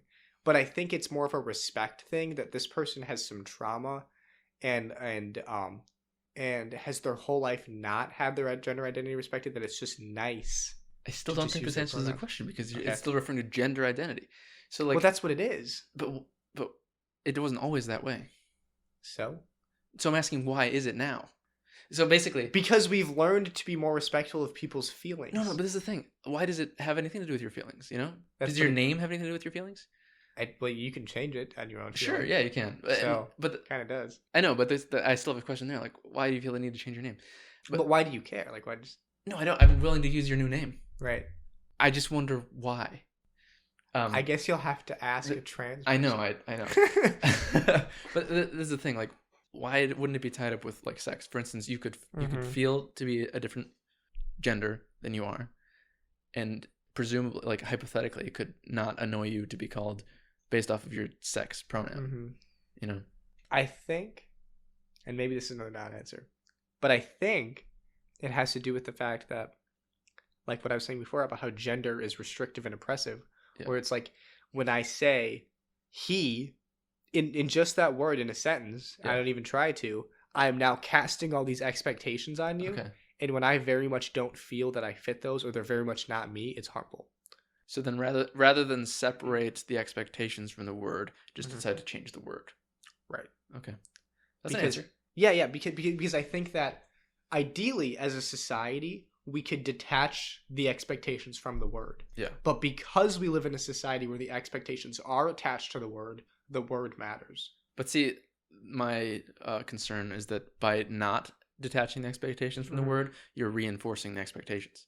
I think, well, that's why it's a short-term solution. In the same way, you know, this might sound transphobic, and it has to do with maybe my lack of understanding about transgenderism, but I think it's a short-term solution in the same way that transgender is a short-term solution until we abolish gender. Okay. We need to respect pronouns because pronouns matter right now. Okay. People being transgender happens because gender matters right now. Right. If the pronoun stops mattering and the gender stops existing, neither of those are necessary. So I think they're short-term, harm-reducing solutions in a society that is not ready for the end game, I think. The end game. Okay, fair enough. Okay. Yeah. That's my answer. What you're saying before, I don't think I adequately addressed it, but you're saying person who has been told their whole life the wrong pronouns, so they're upset about that reasonably. Presumably they transition or they feel a different way, but they're not changing in their mind their sex. They're just changing their gender role. So they still know what their original biological sex is. So if we as a society use pronouns to distinguish biological sex, I don't see why that would have to be offensive anyway. Because it's not like you're trying to act as if your sex doesn't exist. I think that it's useful to use someone's biological pronouns in a medical setting. Yeah. When you need to relay like pertinent information, like, but you don't even have to. Also, romantic setting. You can just say he has a uterus. Yeah, well, I'm literally missing like the favorite, like the thing that everyone on the left loves to do to troll conservatives these days, but is also true. Like men have uteruses, or men can be pregnant, or like conservatives get super fuming, raging, fucking mad. I think when someone drops an article that says people with uteruses instead of women. Yeah. And it's literally just comes down to the fact that men, women, he, she, you know, pronouns, all that stuff is all socially constructed, and the biology is separate from it. And so you can be a man because that's who you identify as and Right. that's your identity, but also happen to have like, a huge rack or something. Like I think the real issue is that for liberals, uh-huh. they have distinguished the word man from sex, and for a conservative, the word man refers to sex. Right, because conservatives are just anti-science. Well, does science, Ask a biologist to tell you. I mean, does science have anything to do with our linguistics, like what words we choose to mean certain things? Okay, that's a good point. And yeah, I suppose it could be like, Because conservatives are conserving the ways of the past, and the ways of the past were which is cringe. man means Yeah. you have a dick and you have an XY chromosome. Right, but that's almost like what I mean when I say that they're being anti-science. Is it's like because science in the past said this, we're just going to ignore what the scientists of today say because the scientists of today, quote unquote, have a liberal agenda. Right. Like what? Because they have new information. Right. So abolishing gender Could be cool. Yeah, I mean, I definitely like the mid steps. Still Yeah. like communism. Not sure if I'm on board for the end game. But that's my point though. Is it's like because it's like I don't even know if I am either. But the point is it's like in the dichotomy. The reason I presented the dichotomy like that is because it's like unless you can prevent me like an alternative system like imperial triarchy or something that I can take. Did you listen to that episode? I listened to part of it. Okay. But my point is right is if you can present me an appealing alternative to capitalism that isn't communism. Or and that isn't imperial triarchy, right? Then we can add that. But right now, that's the best alternative. And so, even if I'm not fully convinced that the end game communism is good or even possible, I want to shoot that direction, perfect that, because fuck capitalism. Well, I don't. That's the thing. I don't know if it is. If that is the best alternative, because it's all hypothetical. You don't know if it is a good one. Well, okay. Let me rephrase. It's not even best. It's a better alternative. That's what I'm saying. How do you know that? Well, I'm don't know. I'm saying it's definitely worth it to try. No, for sure. So I guess I should rephrase. It's not that I think it's a better alternative necessarily. It's that because you can have mostly maybe kind of ideal capitalism like the one you described. That's basically social democracy, right? Sure. You can have that, and that's fine. That's cool. That's the capitalism I prefer. But it's so I think really it comes down to more like what value system I prefer. Mm-hmm. And even though you can allegedly, hopefully, maybe tame capitalism, I like the values of communism that because capitalism doesn't value equality. You can get equality mostly in capitalism, but I like a system that actually values and strives for inequality and fairness and for equality, right? And human flourishing. Yeah. And so that's kind of like it's more of like a value push. Okay. Yeah. Do you have a in your mind a set like hierarchy of values? Do you know what your top value would be? Would it be equality? Oh, for society? Yeah, or like for life or whatever. Like of all the things that you can value, in what order?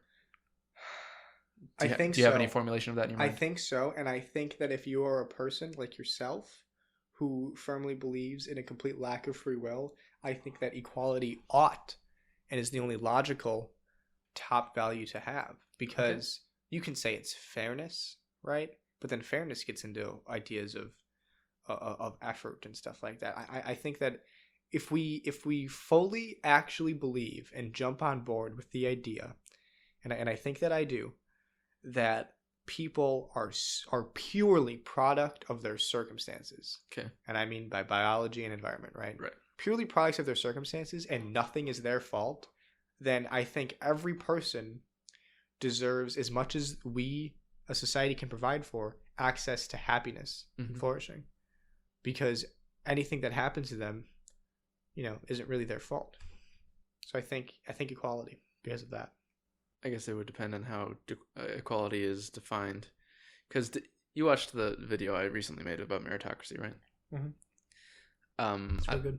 I was briefly laying out a few examples of why maximizing equality would not be good. Can you remind me of them? Is it like the whole then we have to take away from Dick to give to Tom? No. We will always, as a society, value things more than others. Mm-hmm. Whether that's poetry or sure, great muscles or really long toes, whatever it is. that some people will just by random luck happen to have Oh. and others won't. Mm-hmm. So then if you strive for equality, then there was 3 outcomes that I laid out. One is that you reward people the same no matter their contributions to society. Mm-hmm. So you could be Shakespeare or in a coma, and we give you the same things. I guess this would be in the context of maybe like material rewards or like reputational benefits rather than happiness. Kind of hard to make someone in a coma happy. I think that my idea of equality is more like it's a positive freedom kind of thing. Okay. In the sense that if I am the state or the government structure or whatever the fuck you want to call it, if I am that, I want to do everything in my power to give you the most freedom to pursue your idea of happiness. And so to me, achieving that kind of equality is doing things like providing free healthcare, and free childcare, and therapy and stuff like that, where people have the maximum amount of time to engage in free time activities, pursue hobbies, perfect their, experiment, do the things they genuinely want to do and interact and engage with their families. And whatever it is that they do, like if someone wants to be a fucking, sock collector, great. If they want to travel, great. I just want to, kind of give people the most opportunity to do that. Yeah. That sounds like equality of opportunity, which is a very libertarian thing. It is, except libertarians don't understand how equality of opportunity works, because libertarians' conception of equality of opportunity is based on negative freedom. The freedom to be left alone. They think that if the government just leaves everyone alone and leaves them to their own devices, that whatever happens is justified.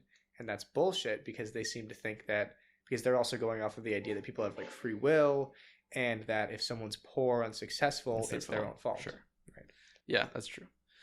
This is a question that you might not have the answer to, but how does a communist society, fully communist society, we've reached that end game, how does that deal with the inevitable outcome, the inevitable thing that happens of somebody in this commune is just really fucking good at something that everybody else really values?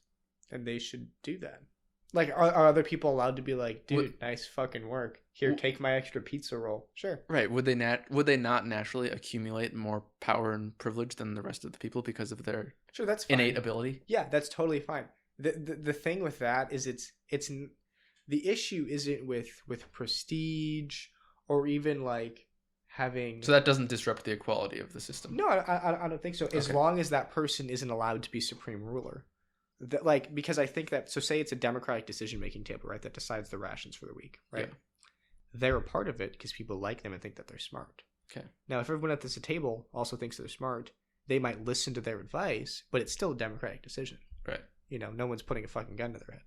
So I think that's kind of how that works.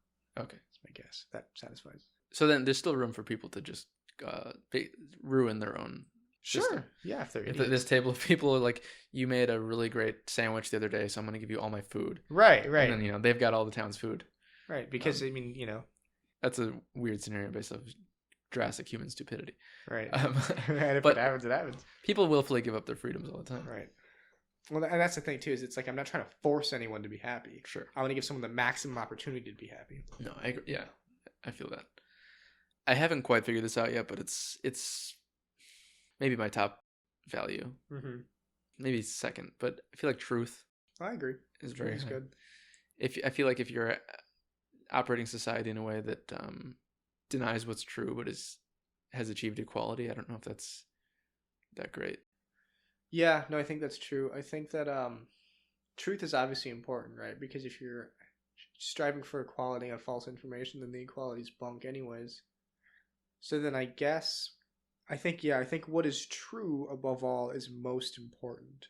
But I think that in terms of like society, what are we referring to? It's equality. But obviously, I just feel like it should just go unsaid that if it's not true, you shouldn't act upon it. Yeah. But it almost feels separate because it just feels so obvious. Like, if you're not operating on true principles, then what the fuck are you even doing? You're most people. Yeah. But I think that's different though. Most people aren't running society though. And we're talking about running the ideal society. Right. Running, we don't live in the ideal society. We're talking about the ideal versus real life. So. That's true. So I think we've been talking for long enough. Yeah. You mentioned 2 books though. Why don't you mention those again? Yeah. I'll say it real clear. The first one, the one that talks about a planned economy, and I think will be a easy, light read. Just to get a quick idea of what some of these crazy commies are talking about, is called The People's Republic of Walmart. I don't remember the authors off the top of my head, but there's 2 of them. It's published by Verso Books, if that helps. They often have sales. I feel like the title will be Yeah, enough to People's find it. Republic of Walmart. Don't forget it. I mean, I'll type it in and then put a For link to sure. it in the description. For sure. And then the other book, the one that talks about eco-terrorism, eco-sabotage, however we want to label it, is How to Blow Up a Pipeline by Andreas Malm, also published by Verso. Nice. Is there any thing that you've been doing in life lately that you recommend the audience should also do? Oh. Maybe not even lately. Right, but just generally, Yeah. life tip. Yeah, a thing to go do. Be nice. Be nice. Okay. Yeah, I like that. Be nice to people. That actually Smile might be at the them. top value in the hierarchy is empathy. Yeah, everything's important. I think it might be more important than the truth, but I'm not sure. Maybe, but we don't have time for that. Yeah, we don't. Anyway, thank you for being on this episode of the podcast. Thanks for having me. Thank you for listening. Hope you enjoyed it. And if you didn't, I don't want to hear about it. That's good.